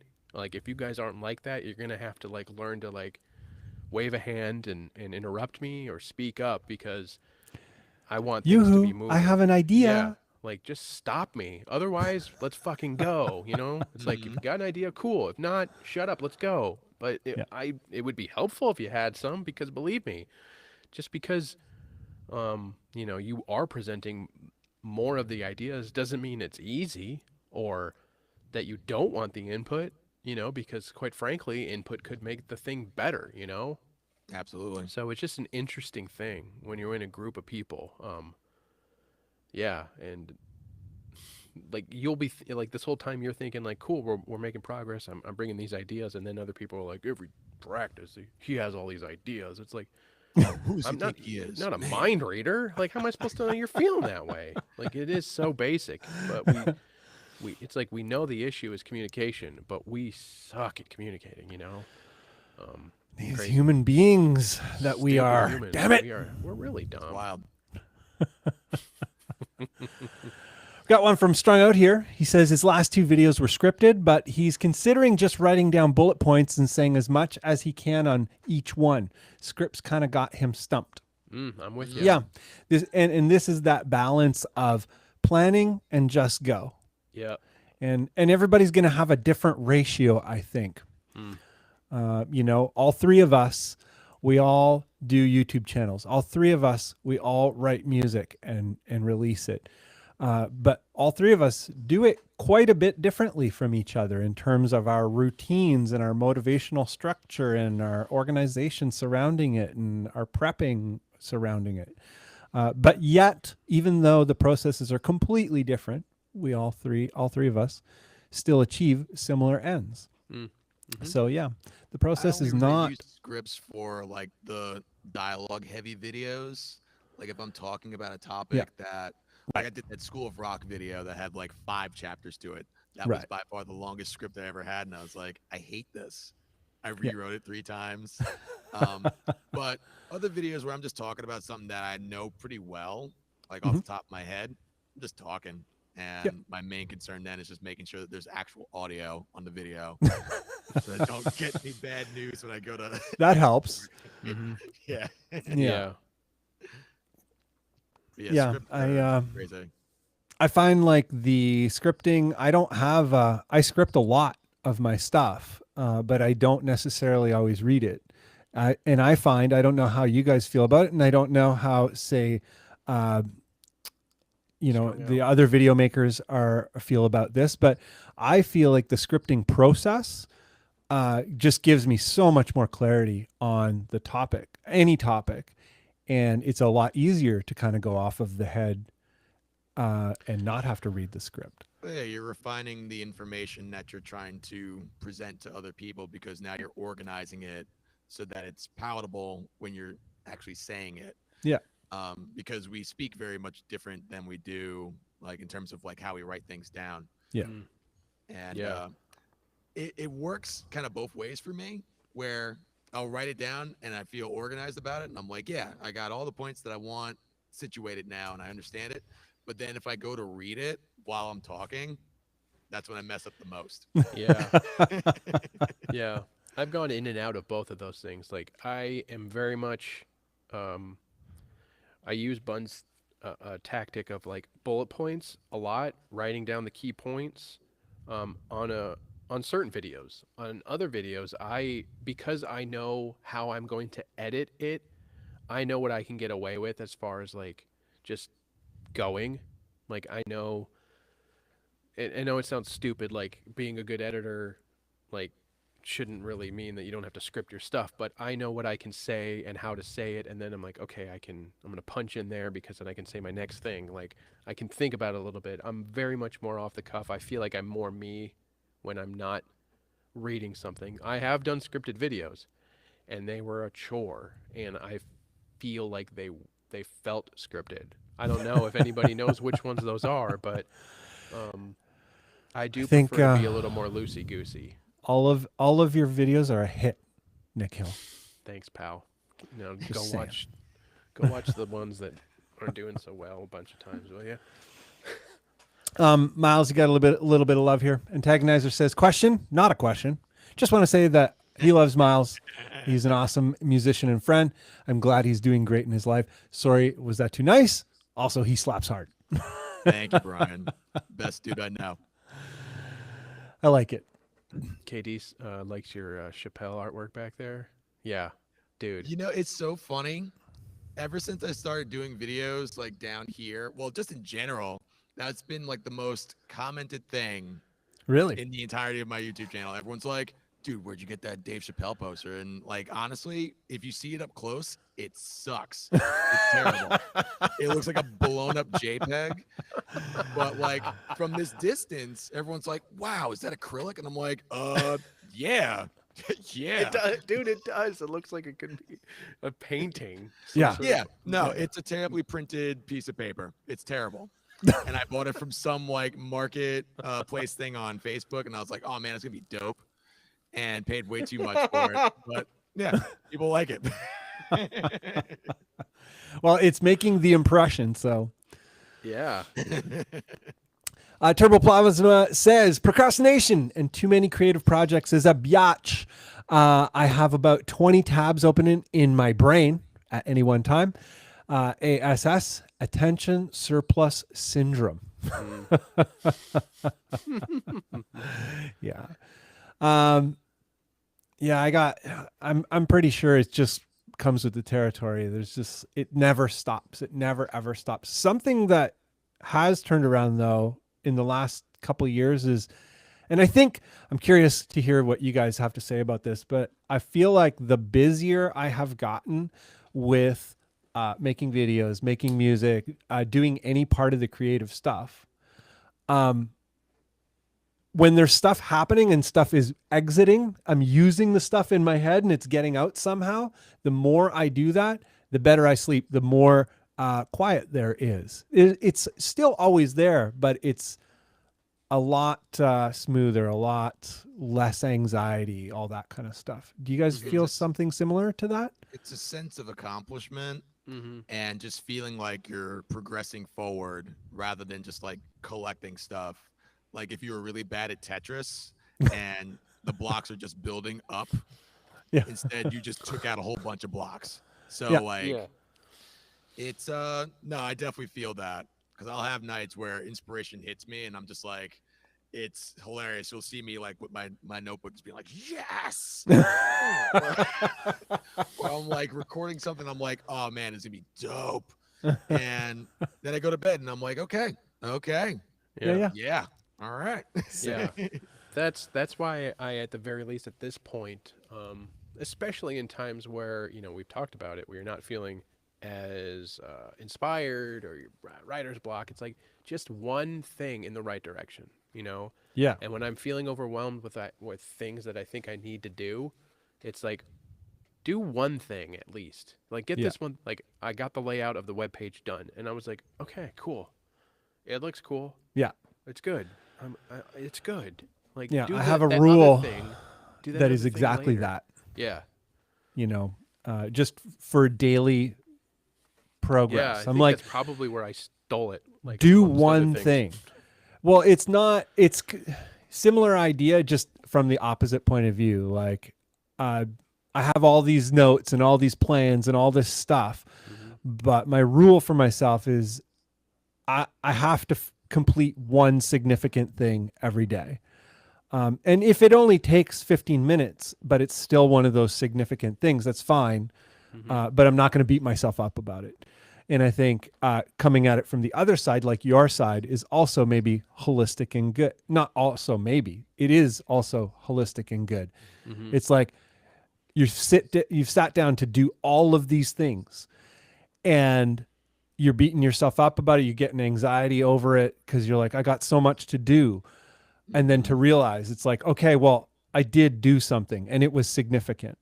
I did at least this one thing. I got my webpage laid out, whatever it is. Recognizing it in the moment, or even setting out with each day. It's like, okay, as long as I get one major thing done or significant thing, because major implies like a lot of work. A significant thing may not take a lot of work, but it may have a huge impact. Yeah. And I mean, I know it sounds, when I say stuff like that, it sounds pessimistic, but again, that's how I respond. Like, I kick my own ass all the time. My wife, sometimes I'll be talking under my breath or saying stuff about, the big thing right now is my weight. I'm trying to drop weight because I gained a bunch of weight after having lost a bunch of weight, and I'm so wretchedly horrible to myself, talking to myself to get myself motivated. And Tony's just like, dude, what are you saying? Like, It's just how I am. I'm So glad like, it's not just me who does that. oh no, dude, I'm I bad. I'm gained a bunch bad of with weight, it, and I'm just like, you're the worst. dude. Yeah. Yeah, that's You're like a yeah. beanbag chair. What's wrong with you? Like you like it's I kind of have fun with it, you know, because I just try to be as extreme as possible. But in regards to like use this the web page thing, it's like it was again an iceberg. Like all right, I'm gonna just redesign the web page, and it's like holy shit. Like even though Bandzoogle is fantastic, there's still so much that has to go into it. And I'm like, well, at least I got that done. That's what I mean by that. Is like I'm not always taking the negative approach. It's like I set out to do this thing, turned out to be way more, but at least I got this thing done. And Yeah. now the other things that go along with it, I can do that. I can tackle this the next day. So it wasn't like I did accomplish a lot, but in my expectation of myself at the beginning, you know, it's like if you shoot for the stars and you miss, you can at least get to the moon or whatever the saying I is, love you that know? one. If you shoot for the moon and you miss, you'll at least reach the Be stars. you'll at least be amongst the stars. Yeah, there Yeah. it is. Yeah. So that's just There it how is. I am. I go hard in the paint, you know, and if at least I can like draw the foul, I'm good. So Amazing. We're going to grab a few more Those are comments hot. and then get to the last point. But this one here is from Reed. He suffers from idea diarrhea. I don't know if that's I like wish I had a that good thing problem. or a bad thing. yeah, That sounds sounds like like a a good thing. productive It sounds thing. interesting. Yeah, Yeah. I feel just bad got for too you. many You have a ideas. ton of ideas. Yeah, painting the bowl with your Um, ideas. Thomas Powell, pal of mine from Vancouver, Canada, says, "Hey cuties, also hello to the guy on the screen. That there is the Miles, Mr. Miles Strand. Hi, Miles, meet Thomas. Thomas, meet Miles. Thomas. It's good. Um, Thomas also plays guitar. I think probably everyone in this. Yeah, It's a Plays good choice. some kind of It's a pretty guitar. good instrument. Yeah, it's a decent one. It's all right. Almost as good as keytar. Nick, do you have any comments that you want to bring up? There's a lot. Yeah, I had one. Let's see. Here. This is the one I saw. My first video ever was me just going without a script, and it's not well edited and awkward as hell. LOL. But that's because I'm not great at talking. And you know what? That's how most of our first videos are. Yeah. I'm still not great at talking. I've just gotten better at editing out when I'm like, Yeah. after every phrase. If you guys saw an edit of my like a raw edit, okay, I'm gonna edit this video, and you saw all the dude, what are you? I was just telling my kids this the other day, where it's like every time I sit down, I'm like, put the mic on, hit record, beep, and I'm like, then the heater starts going, or somebody flushes the toilet, and I'm like, dude, and oh my then I God. get to see myself rage from the other day, and I'm like, ugh. I have an issue. I do the same thing. Like a beep will go off in the closet, and I'm just like, just throwing out expletives over, and I'm like, I'm watching it play back as I'm editing. I'm like, what's your It's- problem? Yeah. Settle down. Yesterday's self rage. Interesting topic. It's so bad because like I put so much focus in trying to be like upbeat and lively when I'm on camera and not have like a visual We're a representation big of like, fat my phony. discouragement going Yeah, on in the video. Where Yeah. I start out like, hey, what's going on? Being like, okay, so this is how you do this thing. All right, finally. Oh, man, it's I want to see you guys' what happened here? your raw cuts. Because I'll mine, start it's raw like cuts. I cut out even more laughs. It's just me laughing all the time. You're I laughing laugh at how bad I am. You have this triumphant laugh that's just like, if I wasn't looking at you, I'd picture you being like, so like, it's good. It's a good laugh.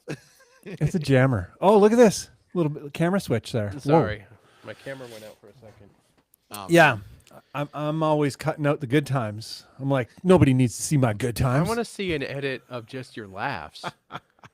Yeah. I'm gonna do one. D- d- I d- started a Discord super cut to of just laughs make it. from like the last, because I started going through all my old footage to get rid of all the talking head and just keep all the B-roll.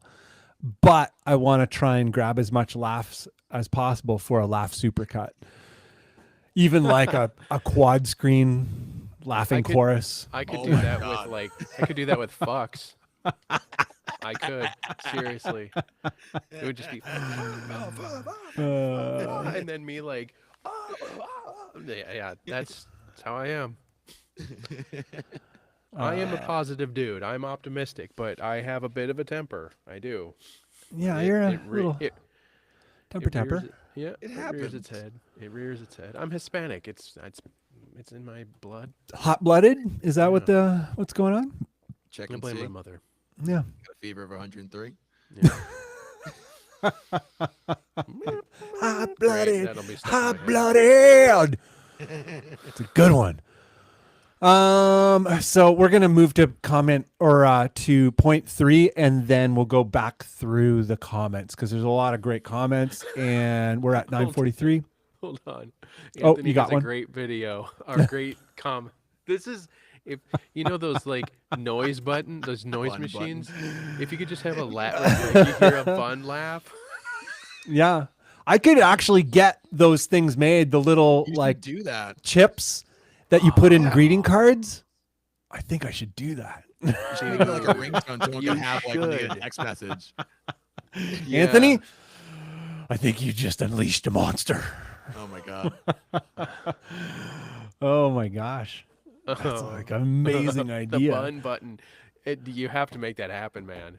We're getting multiple votes, right? And you're just like, That would be amazing. yeah, especially if you could do it on your keyring, because then I would be raging down here and I would just go and just be like, Actually, you know what would be really dope? If you use like an audio of your laugh as like part of the scroll for when you have the subscribe button come up in your videos. That would be dope. Yeah. Like the Metal Gear Solid like ring thing, and you should have your laugh. Okay. I like this. Oh, I don't have yeah. good ideas, so Dude. these are very good ideas. And I need a bun button for sure. or this is what we could do. I need a bunch of recordings of your laugh, so when I bleep myself out in my videos, it's your laugh. That would be amazing. Spaghetti Western, like bun laugh on a Nick Hill video out of sync, but you're like cursing like a wild animal. Oh, If you did yeah. that, I would feel so comfortable just being my true, authentic self and Yeah. cursing all over the place. We're going to make this Oh, happen. Dude. Ooh. I'm sweating just thinking about it. It's so Yeah, exciting. see, great, more stuff. Thanks, to do. Miles. Thanks a lot. Happy to You set everything into motion. Anthony and Miles, the idea think tank dream I team. mean, we're getting a bunch of people hearing on the bun button. So we need to start a Kickstarter. It'll be the height of very low technology. Remember the thing? It'd say get banned, eat me, get banned. The stupid little thing. God, I can't remember what else it used to say. Miles, you remember? They I had know those what you're stupid- talking about. Yeah. Yeah. I can't remember to like hell, go exactly to what it hell. was, but I do remember such a thing. That was Yeah. that was it was like a 90s thing, I think. Or Oh, like it was early 2000s. so a 90s thing. Whoa, there's sounds on these buttons. Whoa! My goodness. Soundboard. The soundboard Soundboard. was like, you Joe know, cartoon soundboard. yeah. Oh, Um, derailed. Anyway, we need to stay We're focused. getting to point 3 here. Yeah. So point 3 is about the automating, the batching, the offloading, the delegating, the hiring, the procuring of services.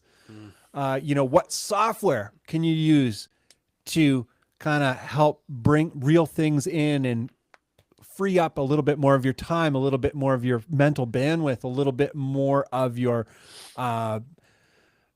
your effort. There's a whole bunch of ways. I'm curious with you guys, Miles, we're going to kick it off with Mr. Miles. What are some of the things that you've implemented in the last little while? Both you and Nick have a lot going on, a little bit more than me because I don't have a family. I have Not with that a attitude. girlfriend, but pardon? Not with that attitude, you don't. Jeez. Well, there you go. Yeah. I'm People an love you. awful They want person. your button. But I don't have a family. And so it affords me a little bit more. I'm still busy, but I can't imagine, that extra layer. You guys deal with it, no problem. What have you put into? Seems like no problem. I don't know, but what do you got up your sleeve that is magic that is helping you with all of that? Any specific things, processes, tools? I don't really have too many specific tools that I rely on for a lot of the processes that I do. I mean, like I said before, when it comes to t-shirts and merchandise in general, Teespring, that offloaded a whole bunch. Right. That was Yeah. amazing. As far as video editing, using Premiere. Can you just give people who might not know what a little idea of what Teespring is? What exactly it allows you? So basically what Teespring is, it's a company that specializes in distribution and production of products for, content creators, whatever. And it just makes the whole process much more streamlined, like versus what it used to be, where if you wanted shirts for your band, you had to go to the local printer, send them a design, make sure they give the okay to the design, they approve it. Then you got to wait for them to get you the amount of shirts that you ordered. And you have to make sure that you're ordering the right size shirts based on like who you think is going to be buying them. Right. And, usually more often than not, what I think is going to sell the most in terms of sizes is always wrong. And what designs I think are going to be the best, usually people are like, eh. But in this context, using Teespring, I can upload the designs to the website and I can basically just slap them onto long sleeve shirts, hoodies, t-shirts, beanies, a tote bag, sweatpants, mugs, all this stuff. And if the person wants a shirt that's pink, they have a pink shirt in extra small coming their way in the mail. I did nothing. All I did was just get a share of the profits in the end. And well, you supplied the artwork and you joined the print service with the consumer or the fan. So you actually did a lot. Well, yeah, I mean, less than I was doing initially. Right. Yeah. It's like I don't have a box full of shirts in my house anymore with like a multitude of different designs. I would think that everybody is happier on all sides, right? It's been great because I don't have to worry about making like a designated day in my week to go and ship out stuff to the post office. Huge. Because that used to be a thing where I'd be super thrilled that someone in Japan ordered a t-shirt. And then I'm like looking at the shipping cost. And you're like I got to pay out of pocket. Yeah. Maybe they don't need that shirt. And so like stuff like that, it's a lot more simplified now. And compared to when I first started doing video editing, when I first started making videos, I was using an app called Video Leap. Right. That is essentially a mobile version of Premiere. Right. And I was using it to such an extent that I actually gave myself a hand injury in my thumb. Wow. Initially. And I went to the doctor and they're like, yeah, stop texting. Stop using your thumbs on your phone. And I'm like, but I got to get this video out. And I had to wear like a wrist guard. It was stupid. And now when I use Premiere, everything is so much more simplified to an extent. I mean, Premiere is not great as we know, but I'm learning as I go along ways to simplify things even more as I go through just using that. Like there's another guy that I follow on YouTube called Thought Slime, and he did a video talking about his process of making videos every week. And the biggest takeaway I took from that video, and it's stupid because it's such a simple thing, but ripple delete. Oh yeah, ripple is oh my god, crucial. I had no idea. I was using like the A control and dragging everything. Yeah, you were moving it shorter. You were moving Oh yeah, I remember my first experience with ripple as well. Yes, it is. You're just like, how did it take me however long to discover this? It was it's huge. I had a V8 moment. I was just like, are you kidding me? Are you kidding me? And then when it comes to production of recordings and just music in general, the bass player in my band, he's also a producer himself, and he does a lot more studio engineering than I have ever done. So I've gotten into more of a habit of reaching out to him and saying like, hey, here's the ideas for the new song. I think it's done. What do you think? What do you want to do with it? And he'll send me like a mix of it and be like, it's cool. I added some stuff. What do you think? and we just bounce back and forth that way. Right. Especially since we've been in this sort of context of not being able to meet up on a weekly basis in person. Yeah. And just being able to not have to make a bunch of mixes, listen to them on my headphones while I'm going to work, thinking, Right. the guitar. That's got to sounded be shit. huge. You know, yeah, it makes a world of difference. Yeah. And it takes away from my anxiety as well, because I'm not stressing about like one super frequency being out of whack and Right. ruining the entire song or something like that. Like someone else can do it. Yeah. Oh, you guys Cool. put the link in the chat. Thank you. Yeah. That's how we do it here at Bandless. Absolutely. You treat me so nice. Want to explain what that link is there, Nikhil? Even though Oh yeah, that is the merch store for Miles's band, Our Fears, and a lot of creative designs, dude, for Yeah. sure. Thank you. It's good stuff. Thank you. yeah, I'm working on more. I've just been, not trying to inundate myself with being like, it has to get done. I'm just like, all right, I got this shading done today. I'm going to walk away now. I'm going to go eat something for the first time today. one thing a day, minimum of one thing a day, Yeah. and you're good. And it could be one thing a day in multiple categories. Speaking of, Nikhil, I'm going to throw it over to you. Yeah. What are the multiple one things a day that you have found greater efficiencies in terms of automating, batching, offloading, delegating, hiring, procuring, etc.? Yeah. So, I hate social media. So later has helped me avoid getting on social media, and B, posting relevant stuff that you guys want to see to multiple outlets. So that's a huge thing. Yes, it's a What's paid. that? It's called Later. So Later. basically, yep, Later. Okay.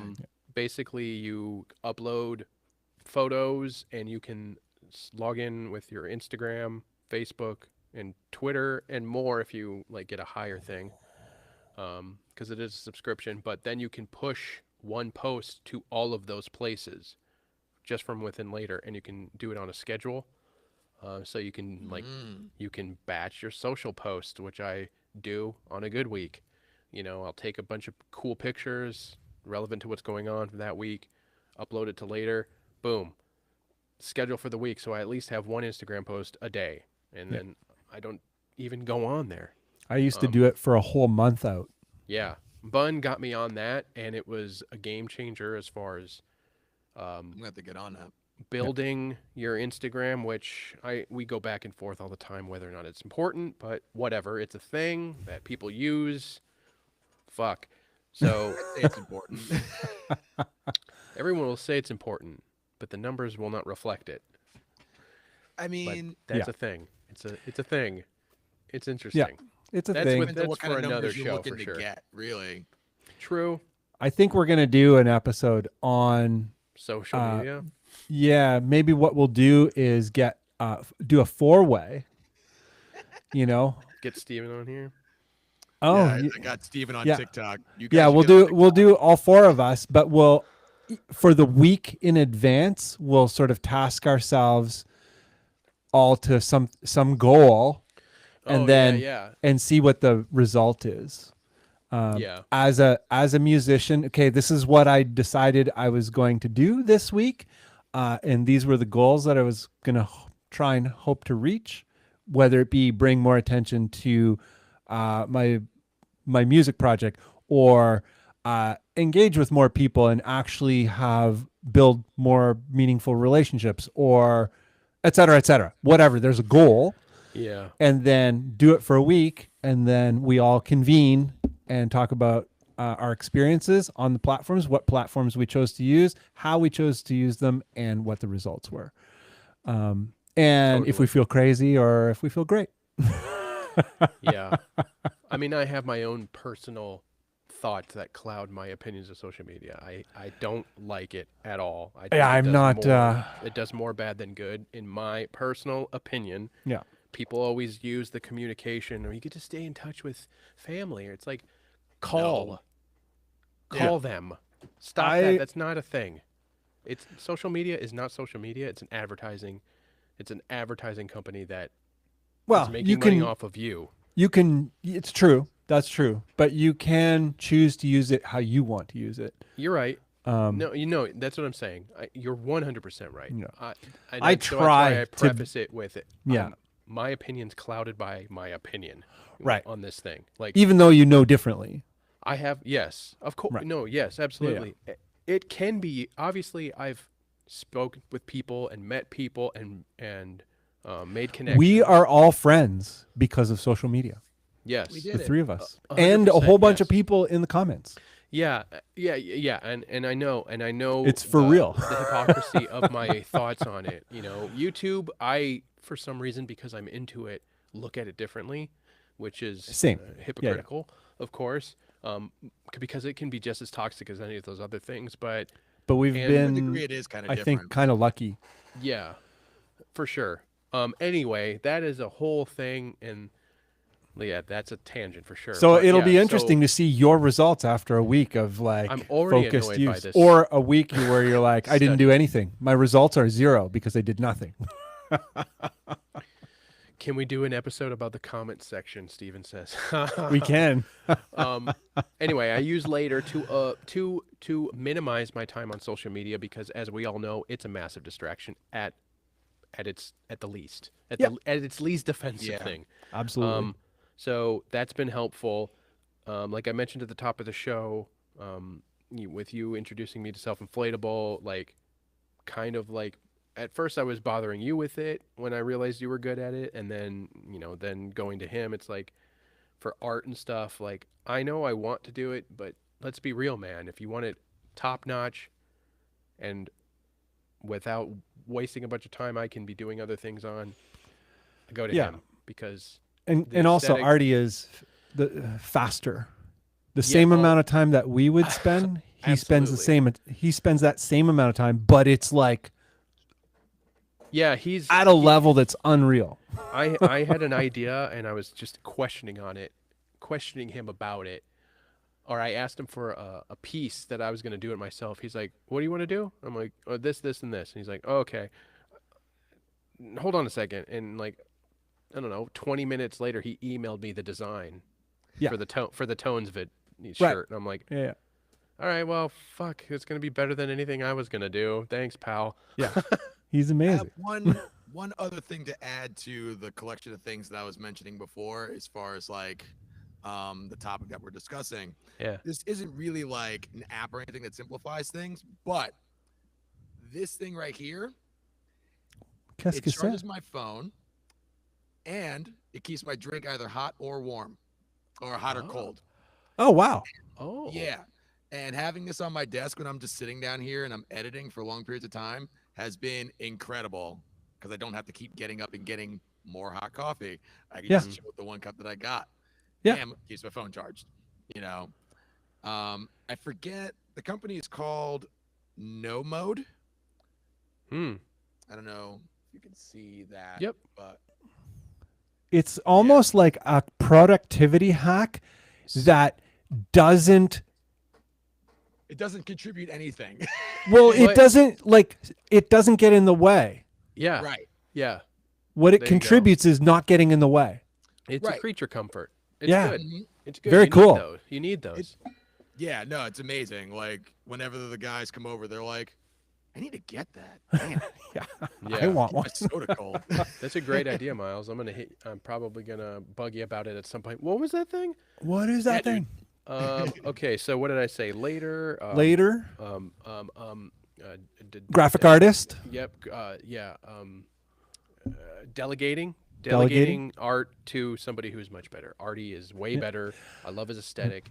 His brain for design is far exceeds anything I could dream to be. So, okay. And now across everything there will be like his look. You know what I mean? There's a little Yeah. bit of his look.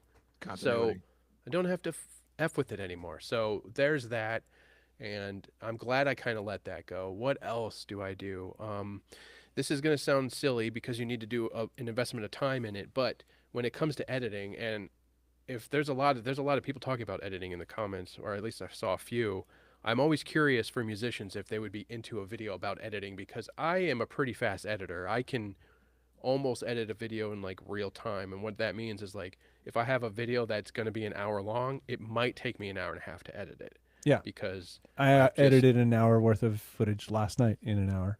yeah. So you have a workflow too in Resolve, especially. Like I'm fast in Resolve now too, but I'm way faster in Premiere. And I know a lot of people use Premiere, and I can bust out an edit in Premiere. And I just didn't think that would be something anybody would be interested in, but I'd be interested. it might be. So it's been an idea I've been kicking around. But anyway, the point I'm trying to make is I either purchased, I have a subscription to Skillshare. You know, it's on everybody's, it's sponsored by Skillshare. Well, there's a reason, because there's good shit on Skillshare. I've watched a bunch of videos early on about editing, and different trainings and master classes on editing. Take some time. If there's something that you're not good at, that you need to get good at for your endeavors, take a day. Say, okay, this is my learning day. That's productive. That's productive, because it's going to help you in the long run be more efficient 100%. and bust out better looking things, or create. I do the same thing for mixing. I haven't done it in a while, but it was at least every week I did some sort of training on mixing or mastering or production. Like, you can always learn something. It's always good to get different perspectives, and you want to keep that. You want to keep. I don't know. There's something good about it. Every week, man. Super Every week, intentional. I learn at least one thing. Yeah, I I don't push it as much as I used to, just because I'm in the thick of it so much more. But it is something that I will go back to. So it's not a time saver per se, but down the road it will be. If you're more proficient at editing, if you're more proficient at mixing, if you know what you're going for because you spent a day here or a day there or a day there, it pays off. Yeah. And then Bandzoogle is a web page service that has a lot of. It's not unlike what's the big services out there? Squarespace. It's not unlike Squarespace, but it's more affordable. It's geared towards creatives and musicians a lot. They have a lot has of templates. all the stuff you need for music stuff. Yes, all of everything it. You can stream your music. People can buy your music. People can buy your merch. They integrated a merch, something like Teespring. Printful. It's a Printful that's integrated now. Bandzoogle is dope. It's to get a good-looking web page up for somebody who doesn't know a lot about web pages. I highly recommend it. I'm not sponsored by them or anything. It's just something that I've gotten a lot of use out of. And my current web page is a Bandzoogle Bunn. Yours is Bandzoogle. Steven's Bandzoogle. Yeah. It's pretty affordable for what you get. I get on board. And their support is ridiculous. Next level. It's like they're like ready. They're like chomping at the bit to help you. Do you have a problem? It's like send me a problem. Yeah, it's like instantaneous like replies if you have an issue. And there's forums. It's sort of like it's got a little community behind it, but it's definitely good. And I bring it up only because I don't need to know anything about web solutions. No. And it's not hard to get set up to receive payments through PayPal on it, and my music is up there. I mean, mobilizing your music business is like its number one goal, and it does it so good. Yeah. Oh, yeah, exactly. Exactly. So, well, it doesn't seem like it, having a good service like that you don't have to attend to, or you don't need back in the day you had to like call the web developer and I need you to change this, and there's everything that went into it. Really, really simple, clean, cut and dry. You can make it as simple as possible. You can just plug in templates, or you can build one from scratch if you want to. So those are some of the big ones that I use as far as like delegating and services that help me be a little more efficient. I'm sure there's more.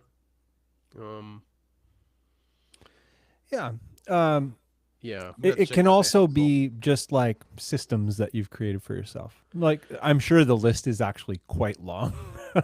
Yeah, well, of all these various types of things. It's like because I'm not doing it, I'm not thinking of it. But if we're going back to editing, I'm very organized with video edits. Like, I have what's it called? A program called I always forget the name of it.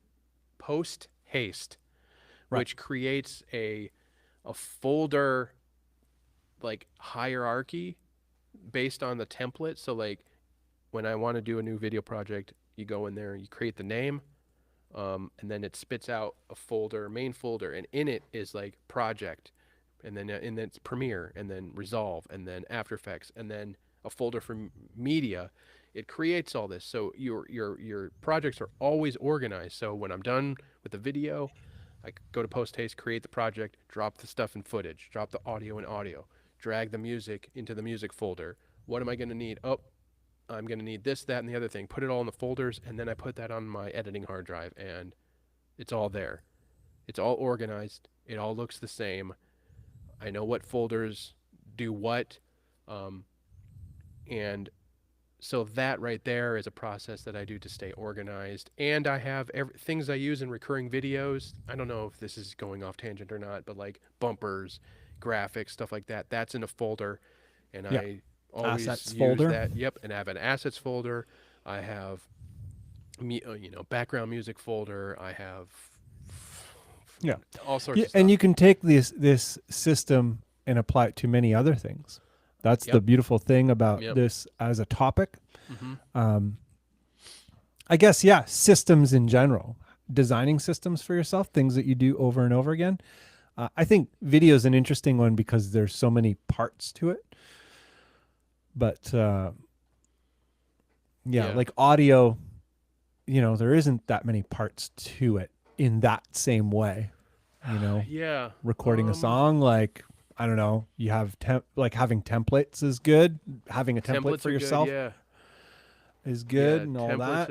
Templates is pretty huge. I use them, but a lot of the times I forget. I just get down, new project, boom, let's go, and then Yeah. and then I spend 5 minutes. Yeah, I doing can it. I'm like, create a "God damn it, I whole have a new template." I project don't in do that. about 5 minutes. Yeah, for you know. same. And if I'm just getting ideas done, I don't care. Like it's like 3 tracks. It's a drum and then 2 guitars, and I'm getting ideas down. Can't give up on those multi-channel drums. I do it. It's I always don't- multi-channel I don't even drums. F with it until it's like, I think I'm gonna start mixing this, which is funny because I kind of mix as I go half the time. But when I'm like, I'm done recording guitars, I will then multi-output my drums, and the last few things have been multi-output. And I never did that before. Oh, really? Everything in Superior Record is like mix in the Yeah. drum window. everything Nick Hill music wise was all Yep. Superior, 1 track, and then GGD as some reinforcement. But on the well stuff, it's all individually mixed now. So Right. So you're individually tracking each of the drum parts. no, it's like It's still so, Superior Drummer, Yeah, but I'm it's using just spitting out to tracks. Yeah, I'm or using spitting out to perfect- channels. I'm using Yeah, so perfect it's still drums, MIDI but information, but it's on separate Mhm. tracks Yeah. rather than one big yes, thing. yeah. Got you. Got So you. I'll mix the kick individually. I mix the snare, I the should do hi that. hat, overheads, rooms. I used and to then- give Nick Hill hell about it, Yeah, and and I guess now he's in the club, and I'm like, all well, right. because Just let's getting do. into doing that stuff I'm with the MIDI f- drums. I've been It's crazy. very candid and open about the fact that it's hard. I suck at mixing drums, and it's hard. And I came up with the preset and a sound with Superior that I'm like, You're just this done. sounds good. Yeah. I'm not gonna fuck with it. And it was the Yeah. same drums on all those Nick Hill tracks, which Right. is fine. Like Yeah. it was my own preset. It sounded good. It It's fine. took X amount of time to get there, but Yeah. there wasn't a ton of tweaking. So with the well stuff, I'm like, I want it to sound different. So I went that route, and I think the drums sound good. And perfect drums it's like Superior Drummer or Yeah, it Slate sounds totally drums. good. Perfect drums is way easier to get a better sound, a mix ready sound quicker. You lose a Right. little bit of flexibility, but man, Sounds good. it sounds good. That is at the end of the day. Yeah. Does it sound good? Yeah. Yeah. All right. I don't care. That's Yeah. basically what it boils down. Oh, shut up, Steven. Steven says his vocals are, well, he doesn't know how to You type. corrected it. It's not arbage. Arbage. Hot garbage. Arbage. Arbitrage. Arbitrage. No, they're not. Made Your those Stuff and songs. Things uses Fiverr for everything. Oh yeah. He actually outputs nothing. He just hires people on Fiverr to do everything. And then just puts his He name on someone else's work. He uses Fiverr to hire people on Fiverr.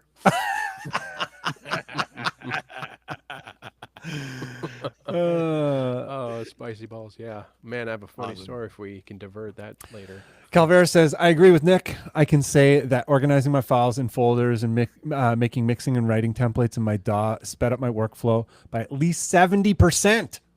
Wow. That's With a huge gain. With numbers like that, folks. We should put a little like a little pitch package together here. Yeah, Calvera, I would we're gonna love have a meeting. I would love to have some bandless commercials in the middle of the show. Spoof For commercials. outsourcing. And 13 Flaws, very serious question. Has anyone used Fiverr for outsourcing? And I think maybe Gear Stuff and Things is just responding to Yeah. it actually seriously, and I was making it into something funny. Oh, okay. And he says here, what kind of services have you used? And Steven says, I usually for YouTube, I do in Easy2, and for full productions, I do. Oh, No, no. he's talking about drums Wrong. there. Come on, man. Yeah. I thought he was responding to that. No. Oh, Anyway. here we go. Oh, To make the clone. I don't know what that means. Anyway, I do know other people who use Fiverr for things like logos and like more graphics stuff. oh, he says he uses it for vector because I know Steven's an artist, so he'll draw, and Right. then it sounds like he'll hire somebody on To make a Fiverr vector out to of it? turn- Ah, cool. Okay. That's Yeah. cool. Right. Okay. Better than Googling how to do all the vector stuff and then getting And then frustrated getting and storming away a from your Wacom computer. tablet or Yeah. an iPad and doing it yourself. Yeah. And never send your art to Bunn to do it because Because it won't be the same. I picture. actually get a lot of friends who are not my music friends, but a lot of friends. They're like, "Hey, do you know what vectors are?" I'm like, "I sure do." They're like, "Can you make some for me?" And you're like, I'm like, "Oh God, Clipboard. send me your graphics." I learned about vectors in college. Like Yeah. I was taking a creative art class, and like I understand it. It's just getting my image from image to vector. It's like there's a step missing in the process, and There's two ways. The number one way that a lot of people do it, if they have hand drawn an illustration, you have to draw it with a certain level of redraw it with a certain level of cleanliness for it to be a good result. But you can trace it. The vector programs typically have an auto trace function. There's a number of settings in Oh, I there didn't that know you that. can use to I sort tried of that with tweak it. Illustrator, and it didn't work the way I wanted it to. And I Yeah, was like, because know you- what? you have to Forget it. manipulate it a lot. Yeah. Like, And like I say, drawing it for the process, and the more you do it, the more you kind of get in tune with it. Right, Um, right. That makes a huge difference. yeah. And there's a ton of Photoshop stuff you can do to prep the graphic Yeah. previously. I've done that Mhm. before. And then the second way, which is the way a lot of high-end graphics are done, is people literally redraw the graphic with the drawing just on the artboard, and then they Yeah. redraw it in Illustrator. That's what I've been doing with Photoshop as Right. far as like I'll draw something physically and then upload it into my computer, bring the opacity down to like 25% and just trace over it. Yeah. But I don't think I needed vectors to send them off to Teespring? No. So that was helpful. It's all rasters there, because they use DTG, digital. I don't even know what DTG Look at this stands guy for. with the inside info. Yeah, That's all Bunn did was printing shit. yeah, yeah. I've Yeah, he worked in knows the it. printing business for the last 25 years Wow. Okay. in every aspect of it, like offset printing, screen printing. I've actually never personally run a DTG machine. I've worked in shops that had them, some of the first ones in Canada, but I do have Picking your with brain about large stuff format. instead of Google searching everything. Yeah, just if you have questions about any of that stuff, just ask me and I can Okay. help. Yeah. Good to know. Usually I can help. And if I can't, I can definitely direct to you. garment. Direct to garment printing, DTG. Turbo. Yeah, direct to There's garment. Turbo. Um, Not only with the philosophy, but with the printing acronyms. yeah. I guess it's similar as like CTS, like computer to screen. That's what perhaps. like we were Yeah. doing that for a while where we had it was like the same thing as DTG, but it would print the positive on the screen. And then you have to go and manually screen it. Yeah, and Or it just sped up screen time as well as gave us like ultra high resolution screens. It was amazing. Nice. But anyway, yeah. Whatchamacallit? Calvera says, for artwork, I'm actually an artist before a musician. So wink, wink, nudge, nudge, hire me. Okay. Yeah, Calvera. Let it be known. Yeah, let it be known. Drop your links in Somewhere. the Comments section. Yeah, you can't. Yeah, in the comments. So if you Yeah. go to the comments of the video, comments not of the, the video. chat, drop your contact in there. Okay. Yeah. Bum, bum, bum. You guys got any? Let's see. I can't scroll through the comments, but I know someone Oh, asked me before about what my favorite pedal was, Oh yeah. I remember. and seeing I don't that. know. Oh, he said Favorite he meant- pedal? I remember Yeah. reading the comment. You mentioned you had done a bunch of videos recently on some pedals on the channel, Mhm. and they were wondering, didn't you do the JHS stuff? Is it? The delay pedal I did a video on, and then I Yeah. gave that away. Ah. And that was kind of just like a jab at them because I had reached out and I was like, hey, I've been a fan of your stuff for a long time and I have a YouTube channel and like I've bought stuff from you guys in the past. And I was wondering, since this is like your budget line, Yeah. would you be interested in having someone who's not Ola England do a review on it? And the response back was just like, oh, no. And I'm like, oh, okay, word. I'll get your pedal. And then someone else is going to get it for free. Yeah. Which, like, I don't know who answered the email, but I was just like, whatever, fine. It's an opportunity for me to give back to the people that have been supporting the channel for this time. And it's not like it was something super expensive. Yeah. So, Yeah. That's an That's interesting unfortunate that they were reply. so Yeah. I've had kind good of. experiences with them. Which is Yeah, weird. Josh was normally a cool guy. Like, I've talked to him on Instagram a bunch of times where, like, he'll be talking about how he's just in the basement locked there because the rest of his family's sick and he's just down there with his guitar, doesn't know what to do. And I'm like, yeah, me too. It's like, I think one time he responded back with a song about dads being locked in the basement. Like, that was great.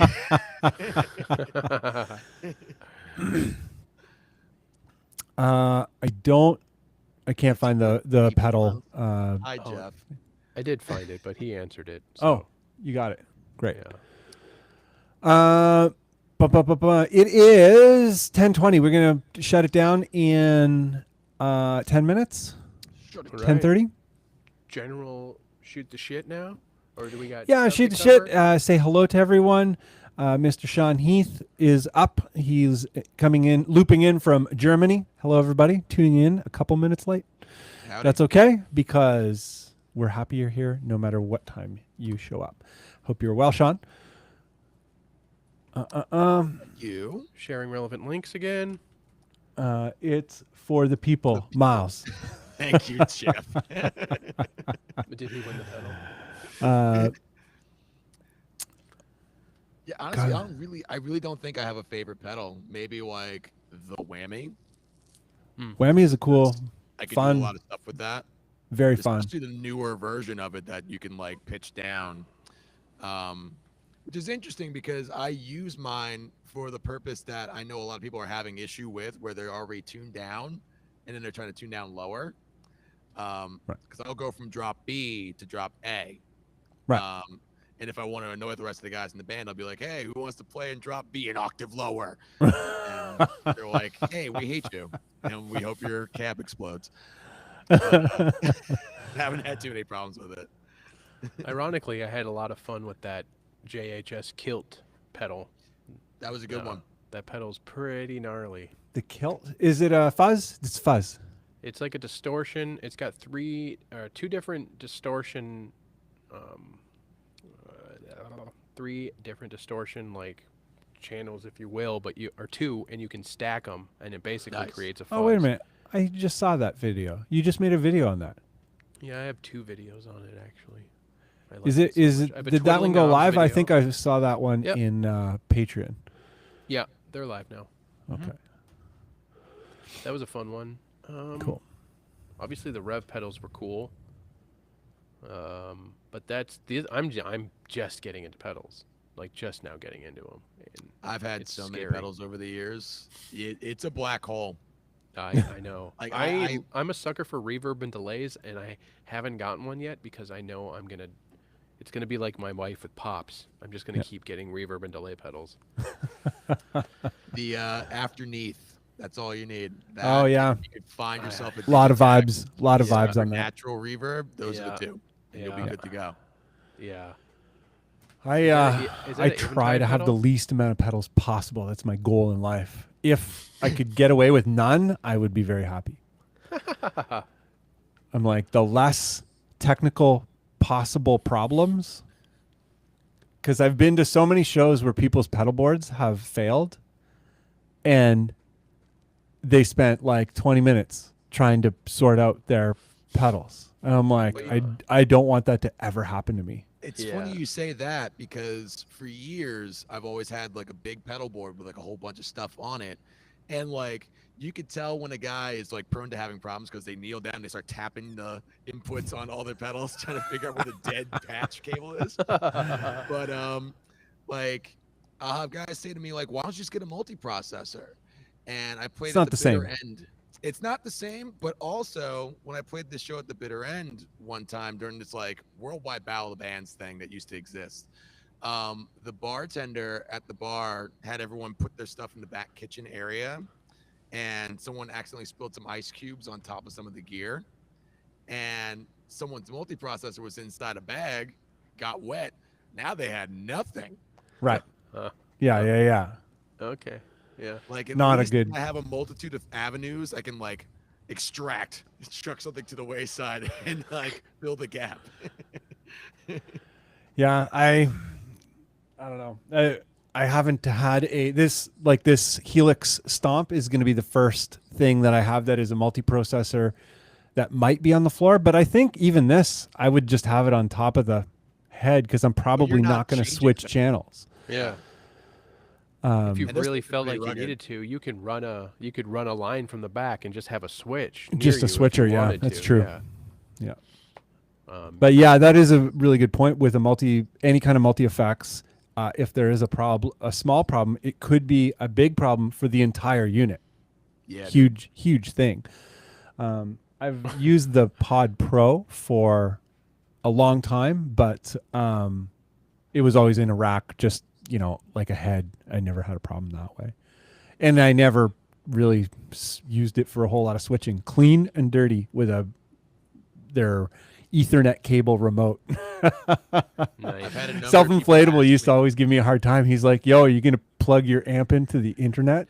I've had a number of people ask me about the Neural DSP Quad Cortex, like if I'm gonna get one. Yeah, it's a hot Same. topic, hey? Yeah. Everyone. Yeah. wants I to mean, hear it's it. great, but I'm curious if they're ever gonna make it so that you can integrate their plugins with it. Because right That now, was what was supposed to happen. yeah. Right.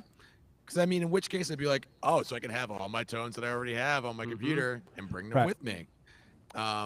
Like, say But- your presets are cross compatible. Right. Yeah. But not yet, and it's still super costly. I mean, it's got Yeah. Wi-Fi, but I don't need Wi-Fi. Yeah. I don't know. Nick and I, we've been talking about this quite a bit lately, and I think also my pal Artie, self-inflatable. Gear is fun and all that kind of stuff, but I'm kind of like, I kind of don't care about gear anymore. I can make music to the level, like to the sound quality level that I'm satisfied, and for some reason which is probably a good thing. I'm way more interested in just making music. Yep. I don't want to fiddle with gear anymore. You know, Yeah. Nick Hill, I've confided in him a lot lately. I'm like, I'm tired of talking about gear. It's a weird situation to be in. Yeah. Because we have YouTube channels and people like to hear how we would play with something or use something. I get that. I Totally do get like that. the using, you know, the topic of the using of the thing, but just talking about the gear, just the gear for the sake of gear, like I don't. Yeah, and the quad cortex is like a huge topic right Yeah, now it that comes up way, and every people are month. gassing on it like it's going to solve all of their problems in their life. And I'm like, there's lots of good things. Yes, is it a good box? Of course it it is. is. Of course It's it a is. Of course great it box. is. Yeah, it's great. And I'm in this position right now where I'm like honestly low key dreading having to bring like my actual amplifier to a show ever Right. again. Of After course. not moving anything for a year. Uh-huh. Like people are asking me about shows and stuff, and I'm just like, yeah, let's do it. Let's go. I love moving gear. I love when there's like a giant amp. I used to have two Mesa oversized 212s, two Mesa no. oversized 412s, and two heads. Dude, Oh my god. my bass cab was a Sonic. It was a Sonic 210 with an 18, and it was like this tall. Yeah. It was like this tall from the floor. I'm sitting Yeah, down, obviously. So it was like this tall, but it weighed so much. And then Yeah. I had my Ampeg, my rack mounting Ampeg with a power conditioner. Dude. Yeah. Oh my god. In terms of like carrying the gear in that way for the show, and not to be loud, but to ensure that you're going to have like this Your super sound. solid and clean backline sound. Like there's something about that, because I've done tons of shows with tiny little amps that were maybe underpowered or maybe pushed a little too hard, and they you know didn't Yeah, really as a work out sound very guy, well. you don't need a huge thing. Well, that's the thing. How often do you have a good sound guy? I can probably count on one hand No, I know. in the thousands of shows I've done. I know. Because you never had me as a sound guy. Well, yeah. Where were you, Miles? When you do when I you was do in the, America. What do you when want we- from me? when we do the bandless festival, you'll do the sound then. Yeah. Deal. Yeah, I've had incredible sound a handful of times, but you know, most of the time not. Especially stage sound. There have been way more times where the front of house is incredible and people are like, whoa, man, what a show. You guys sounded incredible. I've heard that a million times. I'm like, I wish it sounded like that where I was. Meanwhile, the monitor on stage sounds like two soup cans tied together. Just like, Yeah, terrible. But yeah, if you can afford as a band to kind of like really sort out your stage sound so that no matter what happens, you're like, okay, our amps, our setup is set up in such a way that it's going to sound pretty friggin' good on stage. You know what? Turn the monitors off. Don't care. Wow. Like I always have prepped for not having any monitors. Oh, always. Yeah. Always. It's always funny when you see those bands that are like, hey man, hey sound guy, can turn the monitors up, man. We would always I'm like, practice. we would you're not going to get practice- any more monitors. Yeah. Forget yeah, it. they're like, oh, fader's down. Okay. We would practice in a way where we would kind of simulate shitty stage sound because, like, you need to be able to do that. Like, if you want to Or be you good playing in a live, like, circle? kind of, but like we would play in a basement and I would like literally be in another room because I'm like, Oh yeah. how much drum do I need to hear to be on time? And that's all that matters. What if Right. if I can hear the snare in myself, will I be good? Yes. Yes. That's what you need to worry about. Yeah. You know, because there are times where like, oh, you're playing a place and it's like, the stage is huge. Like these monitors don't work. I'm like, Oh yeah. cool. Whenever you play like full size concert venues, you're like, I'm playing in a vacuum. Mm-hmm. You're like, this stage is bigger than most of the venues I play. Yeah. Like, and every time you find yourself in that situation, it's not super common. Even like if you're on tour, it might happen like 3 times on a whole tour. And you're playing in an arena for one of the shows, and you're like, this is dumb. Yeah. Yeah. I mean, at least I have somewhere to put my foot. Yeah. But yeah, the Right, sound, the look stage cool. sound is usually terrible. Yeah. As a singer, I just got used to bringing a pair of earplugs with me to the show. Yeah. And like if there weren't monitors, stick one in one ear.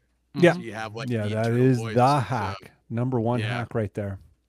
but I remember we played a baseball stadium once. We played old Newark Stadium, and this was back when I was in high school. But like, we didn't have any idea of like how sound travels at that point in time. Right. So we just go into the first song we're playing, and I'm like, "Where's the drums?" Then all of a sudden, you get hit with that reverb of the snare and the cymbals, and also it's like, It's all wash. yeah, can't sing. You're just like, It's great. Oh, dude, man, Uh, it's been good so long times. since I played live. Well, get ready. We're gonna do a big, When we do the bandless big festival. bandless band, Bandless Festival. bandless festival. But Looking forward to it. I think it's almost bedtime here for the Yeah. bun.